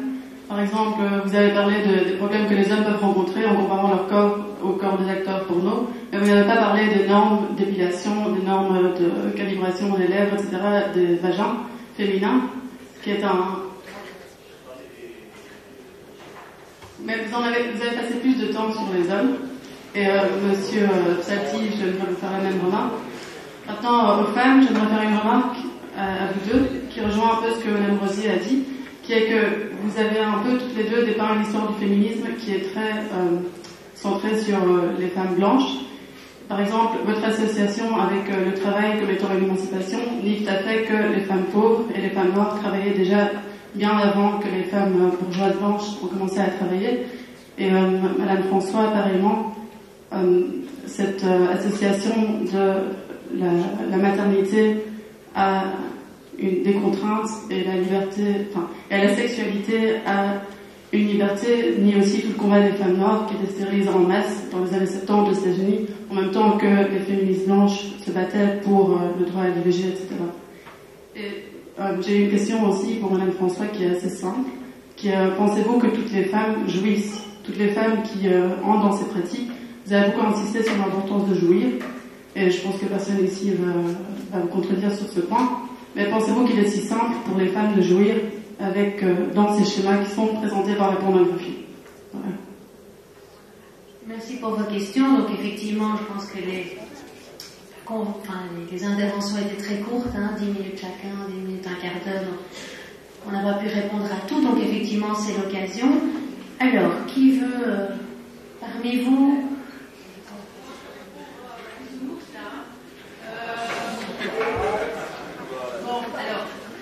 Tu dis que je suis très théorique, c'est justement l'inverse. J'ai travaillé 10 ans dans la prostitution, j'ai côtoyé des personnes prostituées, je ne me suis pas prostituée, donc effectivement, il n'y a pas d'actrice porno ici autour de la table. Je ne suis pas en train de faire la valorisation du métier de travailleur sexuel, je suis juste en train de dire qu'il est exercé sans contrainte, et que dès le moment où il est exercé sans contrainte, puisque les femmes ont droit de disposer librement de leur corps, il n'y a pas de raison de ne pas reconnaître la liberté de disposer de son corps pour une prostituée, il n'y a pas de raison de reconnaître la liberté de porter un voile. Les femmes ont droit à l'autodétermination. Dans la prostitution, il y a toujours consentement.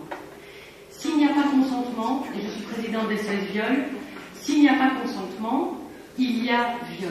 Et donc, entre un client, une cliente et une prostituée, il y a toujours un consentement. C'est la base même du contrat, de la rencontre, des 10 minutes, des 15 minutes qui vont faire qu'à un moment donné, il y a une jouissance sexuelle d'un côté et de l'argent de l'autre. Alors je comprends que ça casse les clichés de Centrillon ou de, je sais pas moi, de la non-marchandisation, mais il n'y a pas plus d'exploitation, je l'ai expliqué, dans la prostitution que dans les autres secteurs professionnels. Est-ce que, pour cela, les travailleuses sexuelles n'ont pas droit à une sécurité sociale? Est-ce que parce que les femmes prostituées ne gagnent pas assez d'argent, elles devraient du coup subir la police, l'inconfort de ne pas avoir un statut social? Enfin, je repose la question.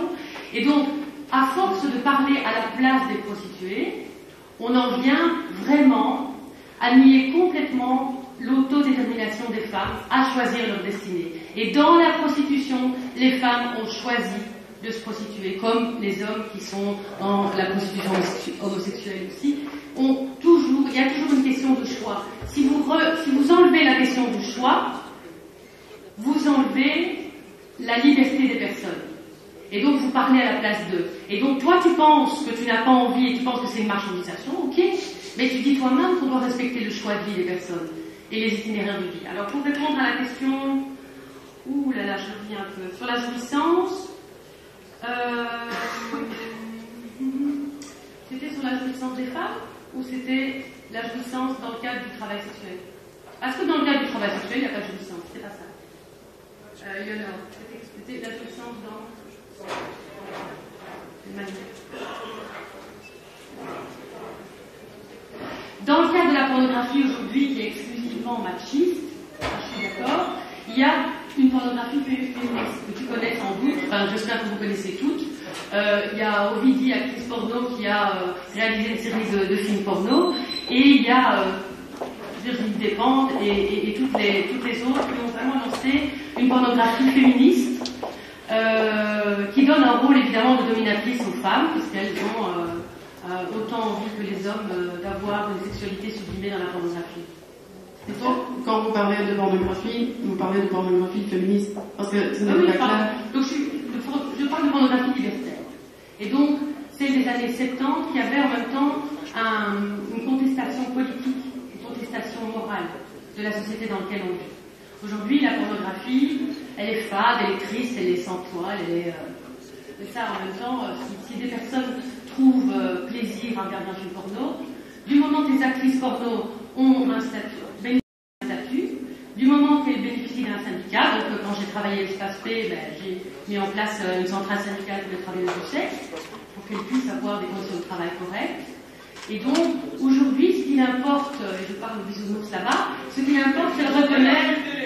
Je suis désolé, oh, mais l'esprit, ça va pas. Je te taquine, toi-même, tu m'as dit que j'étais violente. Non, mais attendez, vous direz ça le jour où vous saurez ce que c'est le consentement. Le consentement, c'est pas juste dire oui. Hein. C'est tout votre... C'est quoi le consentement alors? Explique-moi le consentement. Explique c'est quoi le consentement. Ça arrive sans violence. Et quand il y a des maths, il n'y a pas...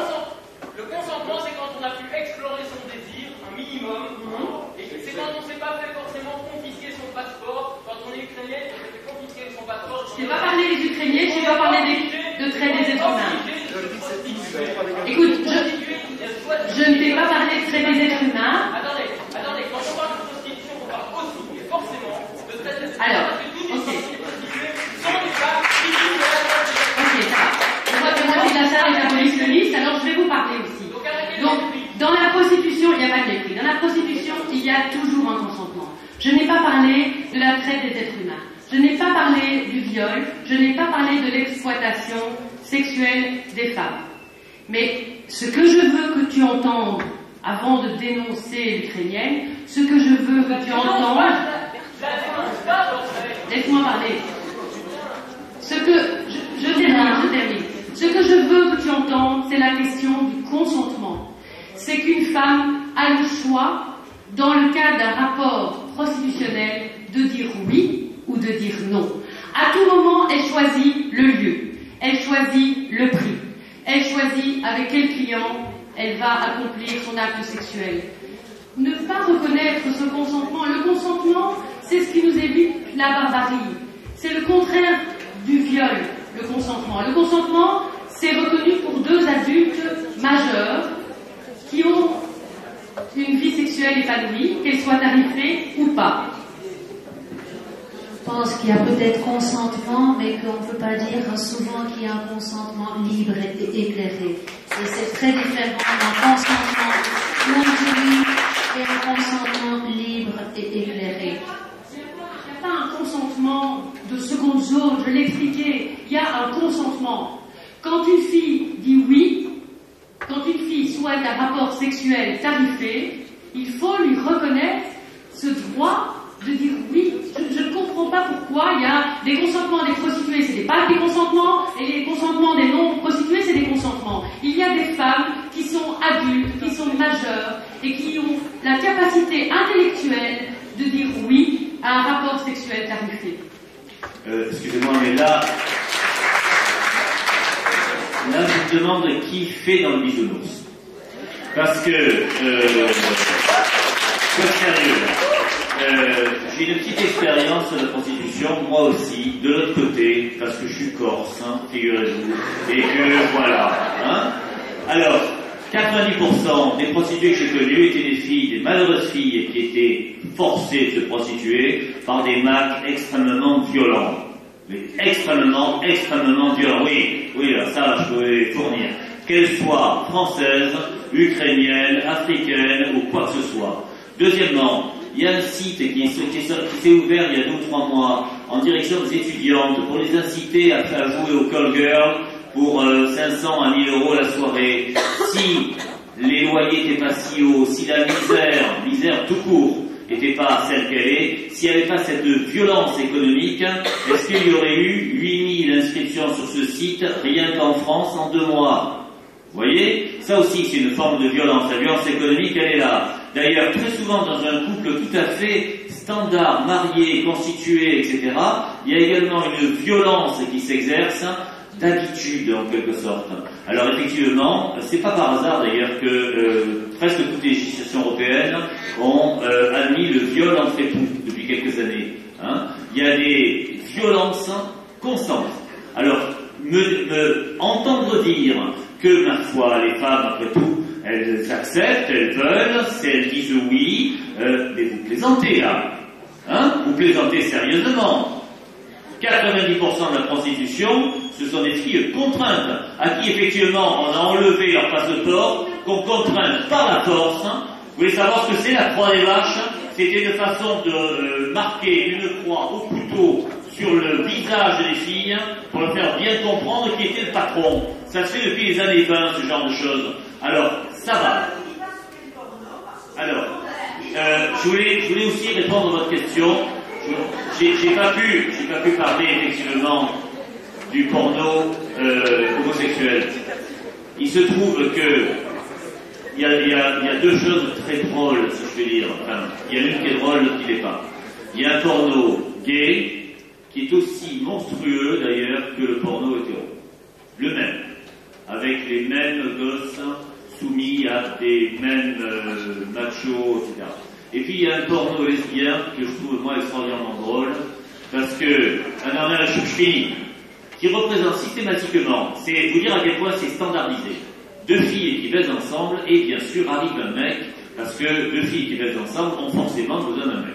Voilà, 90% du porno là-dessus, c'est ça. Et puis, il y a effectivement des tentatives, j'en parle d'ailleurs dans mon bouquin, pour représenter autre chose.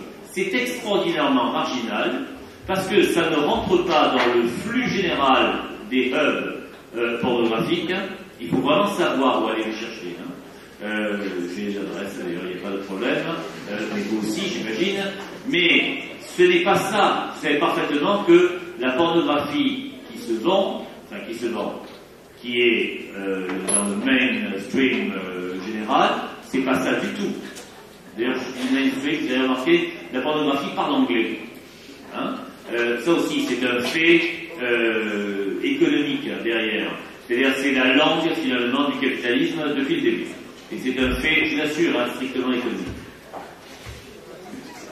Est-ce que vous voulez répondre sur l'ethnocentrisme sexuel, représentation d'autres personnes ou la dernière je voudrais, donc quand on parle de porno, j'ai l'impression qu'on fait l'amalgame. Quand moi je parlais de la porno, je parlais des bienfaits de la porno. Et je n'ai pas étudié comme monsieur ici les chiffres, l'industrie pornographique, c'est pas ça qui m'intéresse. C'est regarder xhamster.com dans les top rated. Dans chaque site, je vais dans les top rated. Moi, ce qui m'intéresse, c'est pas ce que fait l'industrie pornographique, c'est ce que regardent les gens. Dans les top rated, vous allez voir des gens tout à fait normaux. Ce ne sont pas des pornostars. Donc on ne parle pas ici de l'exploitation, de la non-exploitation. C'est des trucs tout à fait amateurs. On a parlé des poils, il y a des gens qui sont poilus, des gens qui ne sont pas poilus. C'est vous, c'est moi, c'est des gens tout à fait normaux. Et au jour d'aujourd'hui, c'est ça que je ne comprends pas, l'industrie pharmaceutique. L'industrie pornographique, je pense qu'elle est dirigée par des gens qui sont bêtes.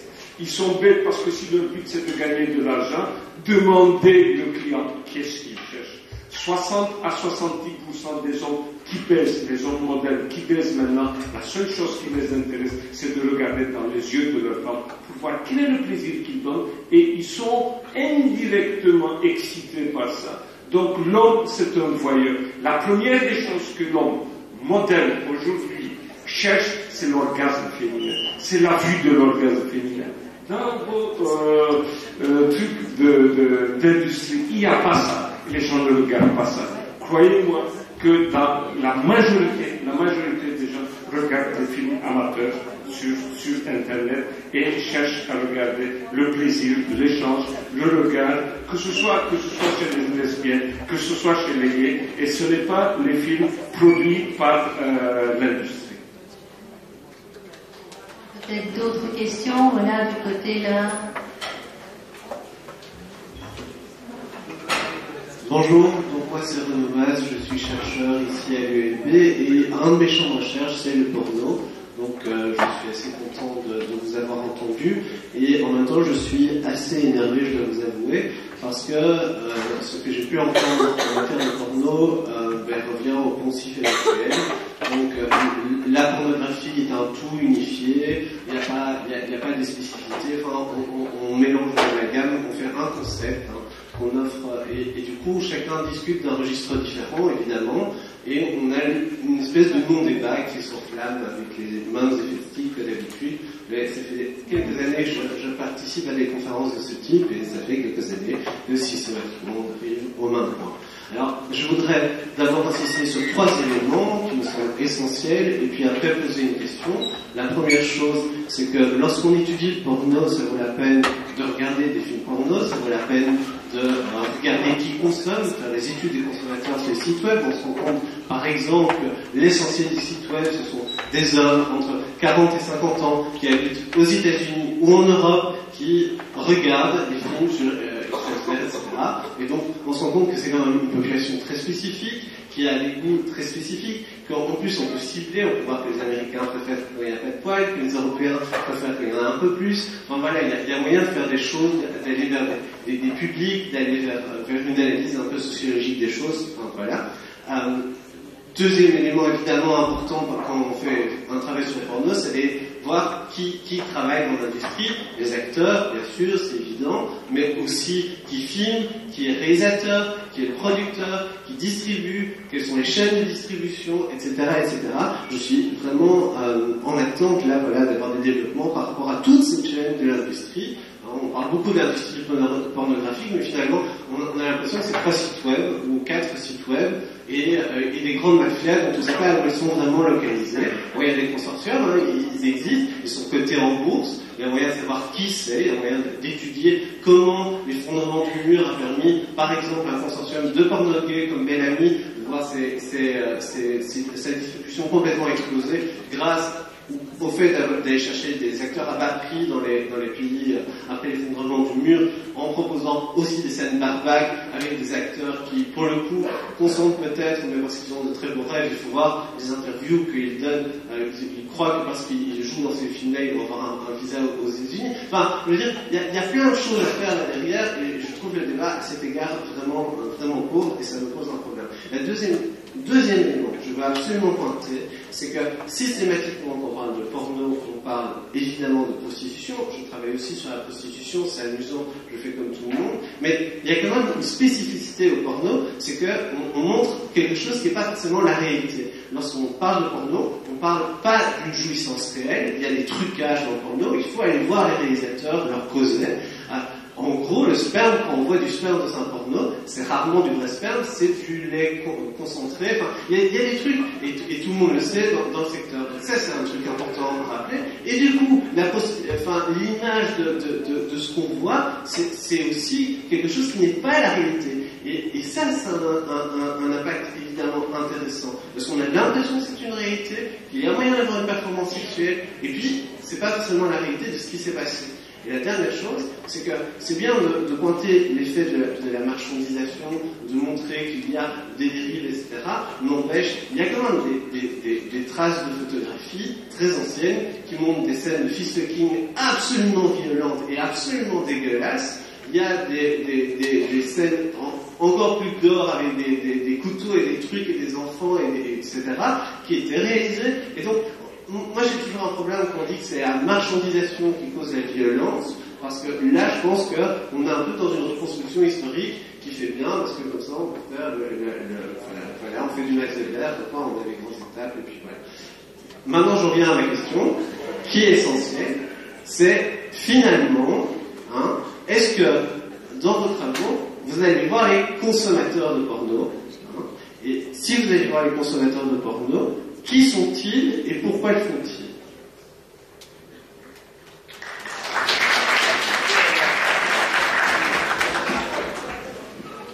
Je pense que j'ai répondu à la question.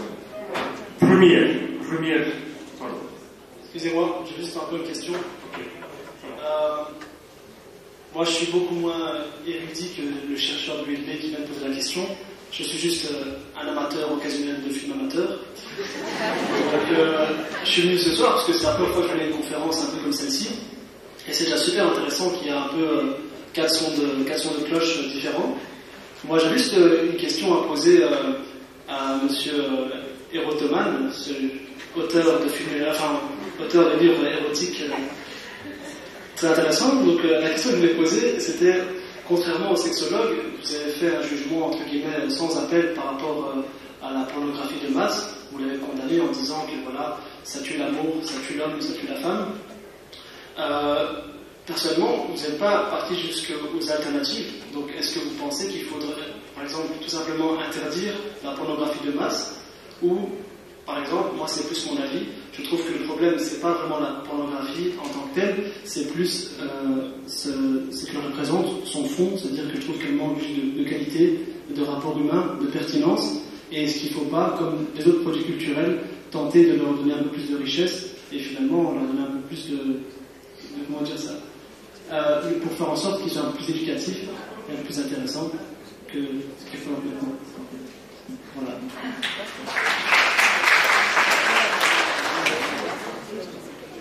Bonsoir, merci aux intervenants pour les différentes interventions. Alors, tout d'abord, une petite remarque. Monsieur Brigelli s'est attaqué avec une forte violence à Madame François. Or, Madame François n'a à aucun moment, il me semble, fait l'apologie de la violence des prostituées. Elle n'a pas non plus nié que cette violence existait, elle a juste dit qu'il y avait deux sortes d'actes, des actes avec consentement, des actes sans consentement. Et les femmes qui subissent des actes sans leur consentement et qui sont par ailleurs violents peuvent tout à fait se faire compenser pour ce qu'elles vivent et la situation des femmes criminelles et d'autres choses.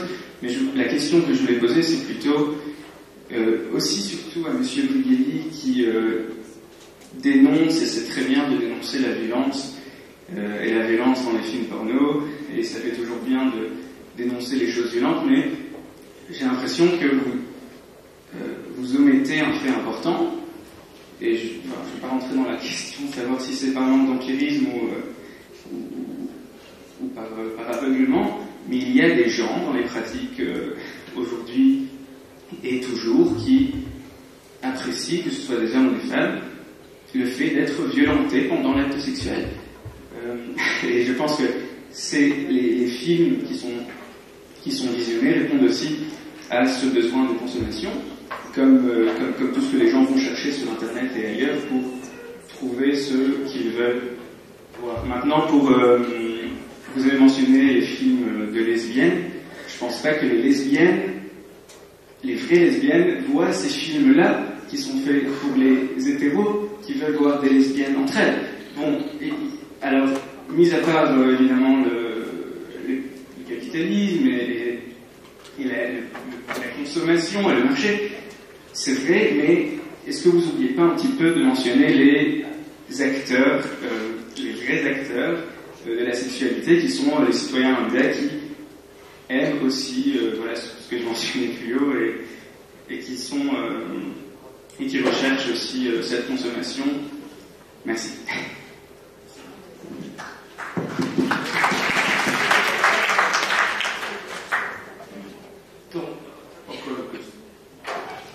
Oui, juste une dernière question. À vous. Vous avez dit que, en général, les filles n'aimaient pas trop regarder des films pornographiques, et encore, quand elles le faisaient, c'était plutôt avec leur mec, et même quand elles le faisaient avec leur mec, elles n'aimaient pas trop parce qu'elles se comparaient souvent aux nanas dans les films, elle est plus belle que moi, elle est blonde, machin. Mais alors, que dire des filles qui regardent de la pornographie toutes seules? D'abord, est-ce qu'il y en a? Si oui, est-ce qu'elles sont vraiment une minorité? Et si elles sont une minorité, c'est quoi? Est-ce que c'est vraiment des personnes bizarres, malades, je ne sais pas.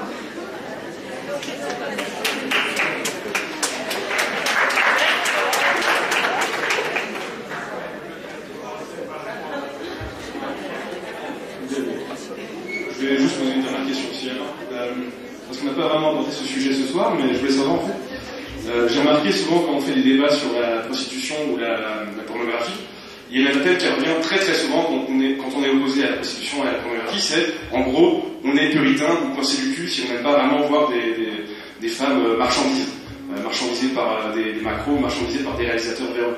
Donc je voulais savoir, parce que je sais que Jean-Paul Brigali a travaillé sur le sujet, et je sais aussi que Catherine François aime bien souvent traiter les gens de puritains quand on critique la pornographie. Donc je voulais savoir, est-ce qu'on peut ne pas apprécier, je sais pas moi, les réalisations de Marc Dorcel ou voir des femmes vendues sur les rues sans être pour autant forcément un puritain, un conservateur.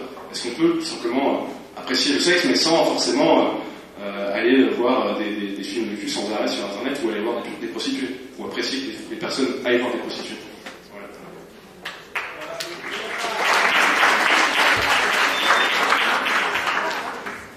On va passer d'abord la parole à Yves et puis M. Brigali. Je vais commencer par la pornographie et les femmes. Est-ce que les femmes regardent la pornographie? On estime que maintenant, en 2014, environ 35% des femmes regardent régulièrement. Et c'est des chiffres qui sont en train de monter. Mais il faut comparer des choses comparables. Vous, les femmes,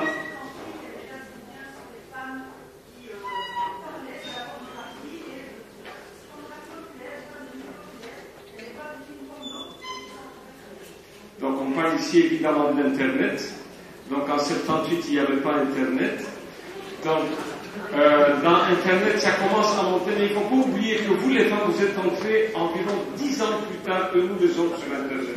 Les hommes sont rentrés en 95, 96, 97. Ils ont commencé leur abonnement avec 14 kilobytes.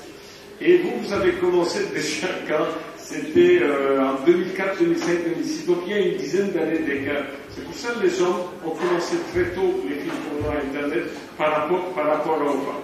Mais au jour d'aujourd'hui, c'est vraiment exponentiellement. Il y a beaucoup de femmes qui regardent et qui se masturbent. Donc il y a beaucoup de femmes qui ont besoin d'un support visuel pour se masturber. Alors pourquoi est-ce que les gens vont regarder des films porno? Je le répète, première raison, c'est pour enrichir leur vie fantasmatique. Le problème, c'est que chez les addicts porno, ils ont une très petite vie fantasmatique. Donc ça leur pose énormément de problèmes. Et malheureusement, quand vous dites que ça tue la sexualité des gens, je ne suis pas du tout d'accord évidemment avec ça, il y a que dans l'addiction, il n'y a que 5 à 7% des gens qui sont addicts, chez eux ça tue. Donc les 95%, chez eux, ça ne tue pas. Ne croyez pas que tous les gosses de 13-15 ans regardent la pornographie et qui tuent leur sexualité. C'est des trucs marginaux, minimes. Alors on agrandit ça, c'est une catastrophe. Absolument pas. Il faut aller sur le terrain et voir ce qui se passe sur le terrain. Donc nos jeunes ne passent pas tout leur temps, ne sont pas des addicts porno. Donc il faut voir la réalité. Mais évidemment, ça peut enrichir la vie sexuelle, et pour la majorité des gens, ça enrichit la vie sexuelle et ça ne tue pas la vie sexuelle. Ça, c'est mon avis, en tant que sexologue. Est-ce que tu as l'impression que ça change les pratiques sexuelles? Par exemple, effectivement, on a parlé tout à l'heure de la nymphoblastie, donc de l'opération des petites lèvres, des choses comme ça. On voit aussi qu'il y a de plus en plus des comportements qui maintenant deviennent habituels, comme l'éjaculation faciale, la bifle.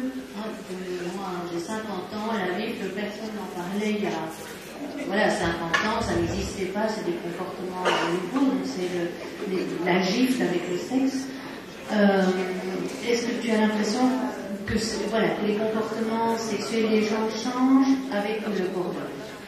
Est-ce que les gens changent? Oui, les gens, ils osent expérimenter des choses nouvelles. Alors, éjaculation faciale, donc je voulais vous parler de l'historique de la pornographie. J'ai 6 films de 1920 et le scénario est toujours le même.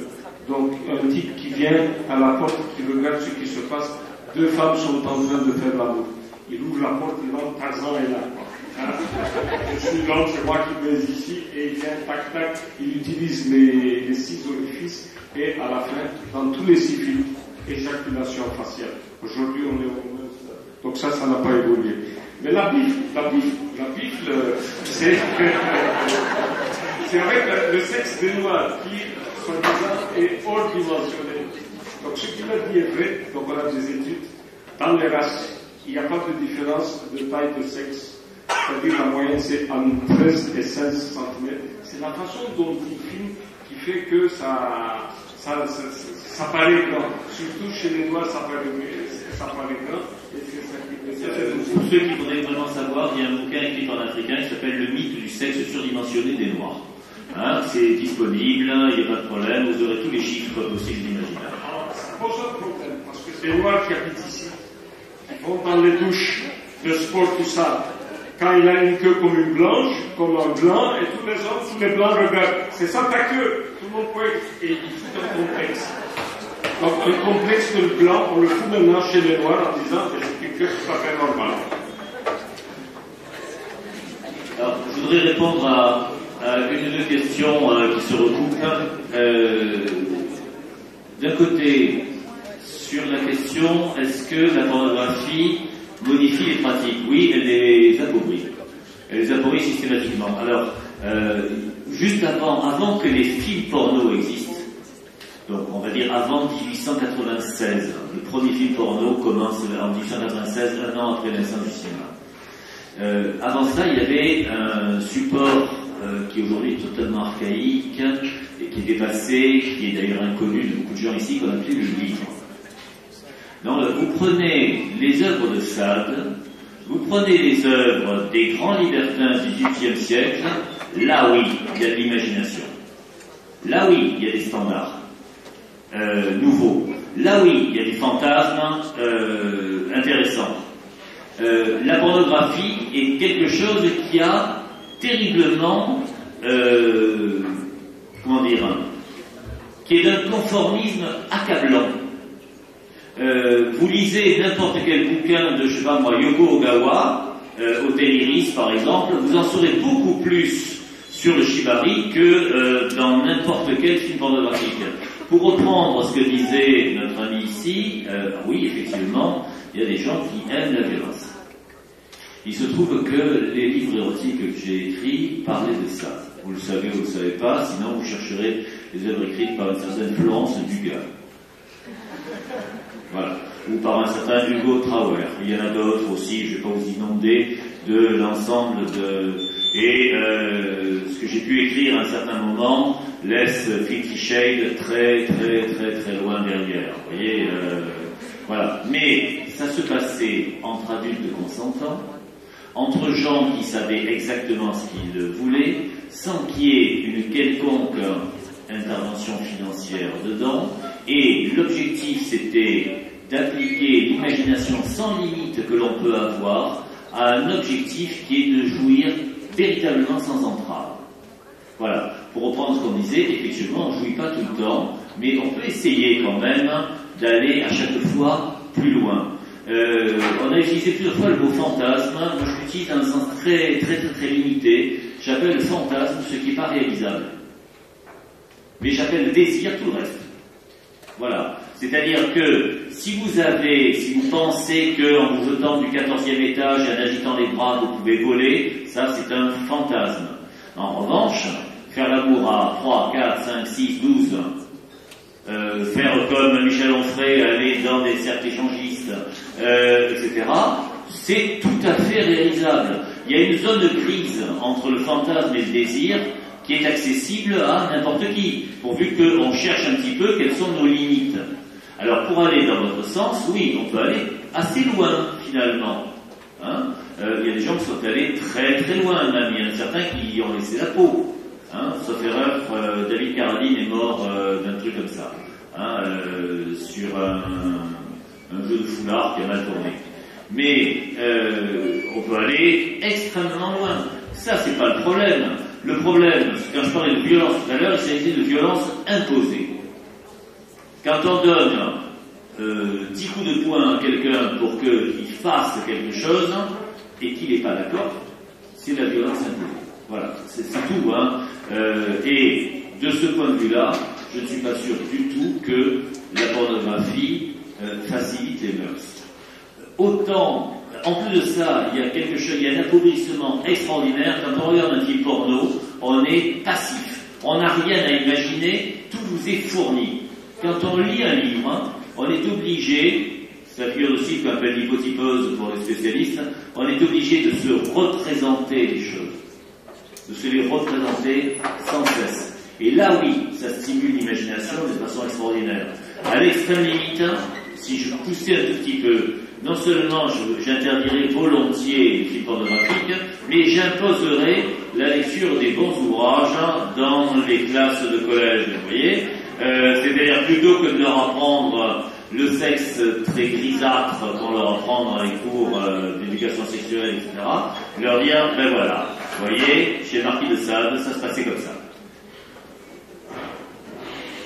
Alors, pour répondre à ta question, puisque je n'ai pas traité quelqu'un de puritain, il me semble que le sort des personnes, des travailleuses sexuelles, est éloigné du puritanisme. Seulement, ne pas accorder des droits aux prostituées, aux travailleuses sexuelles, aux actrices porno, me semble relever de comportements réactionnaires. Voilà. Donc je ne critique pas ici. Je ne suis pas en train de dire je suis client, je suis une prostituée. Je dis qu'il n'y a pas de raison que ces travailleuses n'aient pas les mêmes droits que n'importe quel secteur professionnel.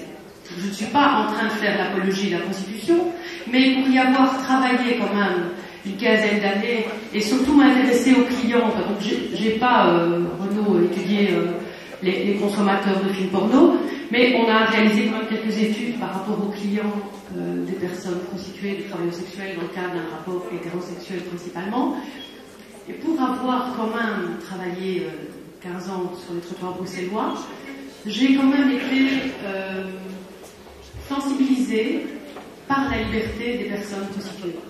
Et je sais que ça choque les angéliques des sexualités hors format, mais ce type de sexualité est une sexualité au format qui se pratique entre deux adultes de consentement. Personne n'a le droit de s'arroger, de considérer que ce consentement n'est pas réel. Alors évidemment, je pourrais vous faire pleurer tous ici, vous raconter des histoires pénibles de femmes qui n'auraient pas choisi de se prostituer, je pourrais tourner la scène en 2 secondes. Mais il faut à un moment donné entendre, et j'ai sans doute été contaminée par la liberté sexuelle des personnes prostituées, mais il faut entendre aussi qu'il y a des femmes qui ont choisi à un moment donné de leur parcours de se prostituer plutôt que de travailler dans les sociétés de nettoyage, où je le disais, l'exploitation était importante, et malgré tout, ces secteurs professionnels bénéficient d'un statut social et fiscal. En fait, ce que je voulais dire simplement, c'est que quand on débat souvent sur la prostitution et sur la pornographie, quand on critique par exemple le fait que dans la pornographie, dans la prostitution, en tout cas la pornographie rémunérée, il y a le sexe qui entre dans la sphère commerciale, et ce qui rend déjà un gros problème, en tout cas en termes de consentement, puisque de nombreuses prostituées, de nombreuses actrices sont dedans parce que tout simplement elles sont misérables au sens financier du terme. C'est-à-dire qu'elles sont obligées de payer. Et souvent on dit ça, vous dites, d'autres personnes, vous dites, voilà, vous êtes un puritain parce que vous essayez de réguler le sexe. Et alors on peut discuter des rapports de force, mais alors on discute des rapports de force dans tous les secteurs professionnels. Et la fille qui est à sa caisse à 21 € au Carrefour, est-ce qu'elle a vraiment choisi d'être exploitée, de travailler 2 heures sans être payée par jour par le tenancier du Carrefour, du grand magasin? Vous ne pensez pas qu'il y a une distinction quand même de nature entre le fait de vendre des marchandises et de se vendre soi-même? Est-ce que tu as déjà été client? Bien sûr. Bah, client, tu veux dire prostituée, non?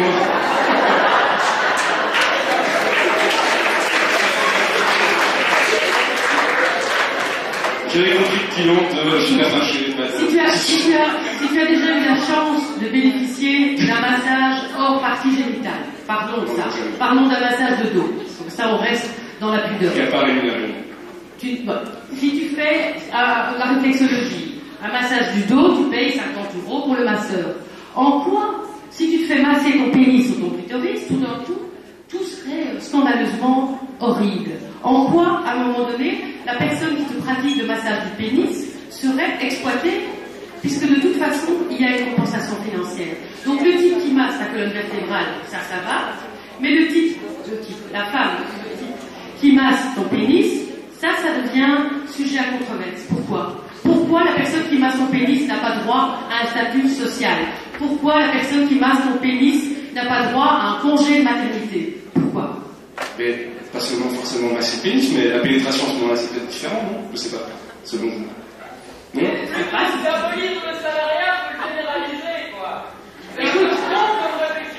Écoute, on n'a pas refusé un statut aux ouvriers de l'AFL qui fabriquent des armes pour tuer toute une série de populations bien loin d'ici. Et pourtant, ils fabriquent des armes. Eh bien, eux, ils ont des droits. Ils ont un statut social et fiscal. Alors, si on commence à connoter les productivités des uns et des autres, on peut aller jusque dans tous les secteurs qui participent à l'esclavage des personnes plus pauvres dans d'autres continents. Et alors, on peut aussi avoir des problèmes moraux. Mais pourtant, ces ouvriers qui fabriquent des armes pour tuer, ils ont un statut social et fiscal. Alors, pourquoi les personnes prostituées n'auraient pas droit à ce statut social? Pourquoi? Et on ne peut pas avoir juste la cohérence de se battre à la fois contre l'exploitation du salariat, contre l'exploitation dans les mines, dans le machin, dans le truc partout, et la cohérence de se battre à la fois contre cette exploitation-là et contre l'exploitation de la prostitution. Excuse-moi, juste essayer de terminer en fait les intervenants parce que c'est en train de se terminer, tout le monde est en train de partir. Donc on va peut-être laisser les intervenants faire leur dernière réponse. Comme ça, après, si tu veux débattre avec eux, tu peux le faire, hein, on s'est terminé avec ça, pas de souci. Il y avait un dernier point, parce qu'il y a plusieurs personnes là qui peuvent penser que se battre dans la pornographie, c'est jouer les pères, la morale, etc. Je voudrais dire une chose très nette. Vous avez aux États-Unis à la fois la plus grande industrie pornographique qui soit, essentiellement centrée sur la Californie, la San Fernando Valley, etc. Et c'est une vraie industrie. Je vous rappelle qu'aux États-Unis, la plus grosse consommation, c'est pas tellement via Internet, mais c'est via des circuits privés, des circuits payants dans les hôtels. C'est comme ça qu'on sait d'ailleurs que le temps de visionnage est d'ordre de 5 à 6 minutes. C'est-à-dire que les types louent un film, font leur petite affaire, je m'assure, comme dit notre ami, et puis ça s'arrête là. Et simultanément, c'est le même pays qui produit les plus grands mouvements puritains qui soient. Et je voudrais dire une chose, je n'ai pas trop le temps de l'analyser ici, ce sont les deux faces, au fond, du même mécanisme. C'est-à-dire que d'un côté, on fabrique de la pornographie, de l'autre côté, on fabrique du puritanisme. Dans les deux cas, ce sont des sociétés malades. Ce sont des sociétés extraordinairement malades. Ceux qui font le puritanisme, s'insurge non pas contre la pornographie, qu'il laisse d'ailleurs proliférer dans son coin, mais contre ce qu'on pourrait appeler justement le libertinage. Il y a une idée associée à la religion, etc., qui est très nette. Et d'un autre côté, ceux qui font de la pornographie s'accommodent très très bien d'ailleurs du puritanisme, parce que le puritanisme, c'est le terreau sur lequel prospère, aux États-Unis au moins, la pornographie. Il y a un aller-retour entre les deux, et à un sens, la pornographie est un mode outré le puritanisme, où on vous dit, voilà, il faut faire ça, ça, ça et ça, et on vous montre rien d'autre. Rien d'autre. Les films sont d'un conformisme absolument accablant. Alors il fut un temps où le conformisme c'était la position de missionnaire et rien d'autre. Actuellement c'est, fellation, levrette, sodomie, éjaculation faciale et rien d'autre. Mon Dieu, c'est d'une tristesse à pleurer.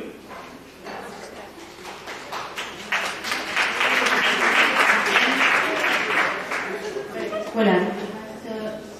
La parole à Yves pour sa dernière intervention et puis à Catherine qui clôturera la soirée. Ou de quelque chose que vous avez envie de dire.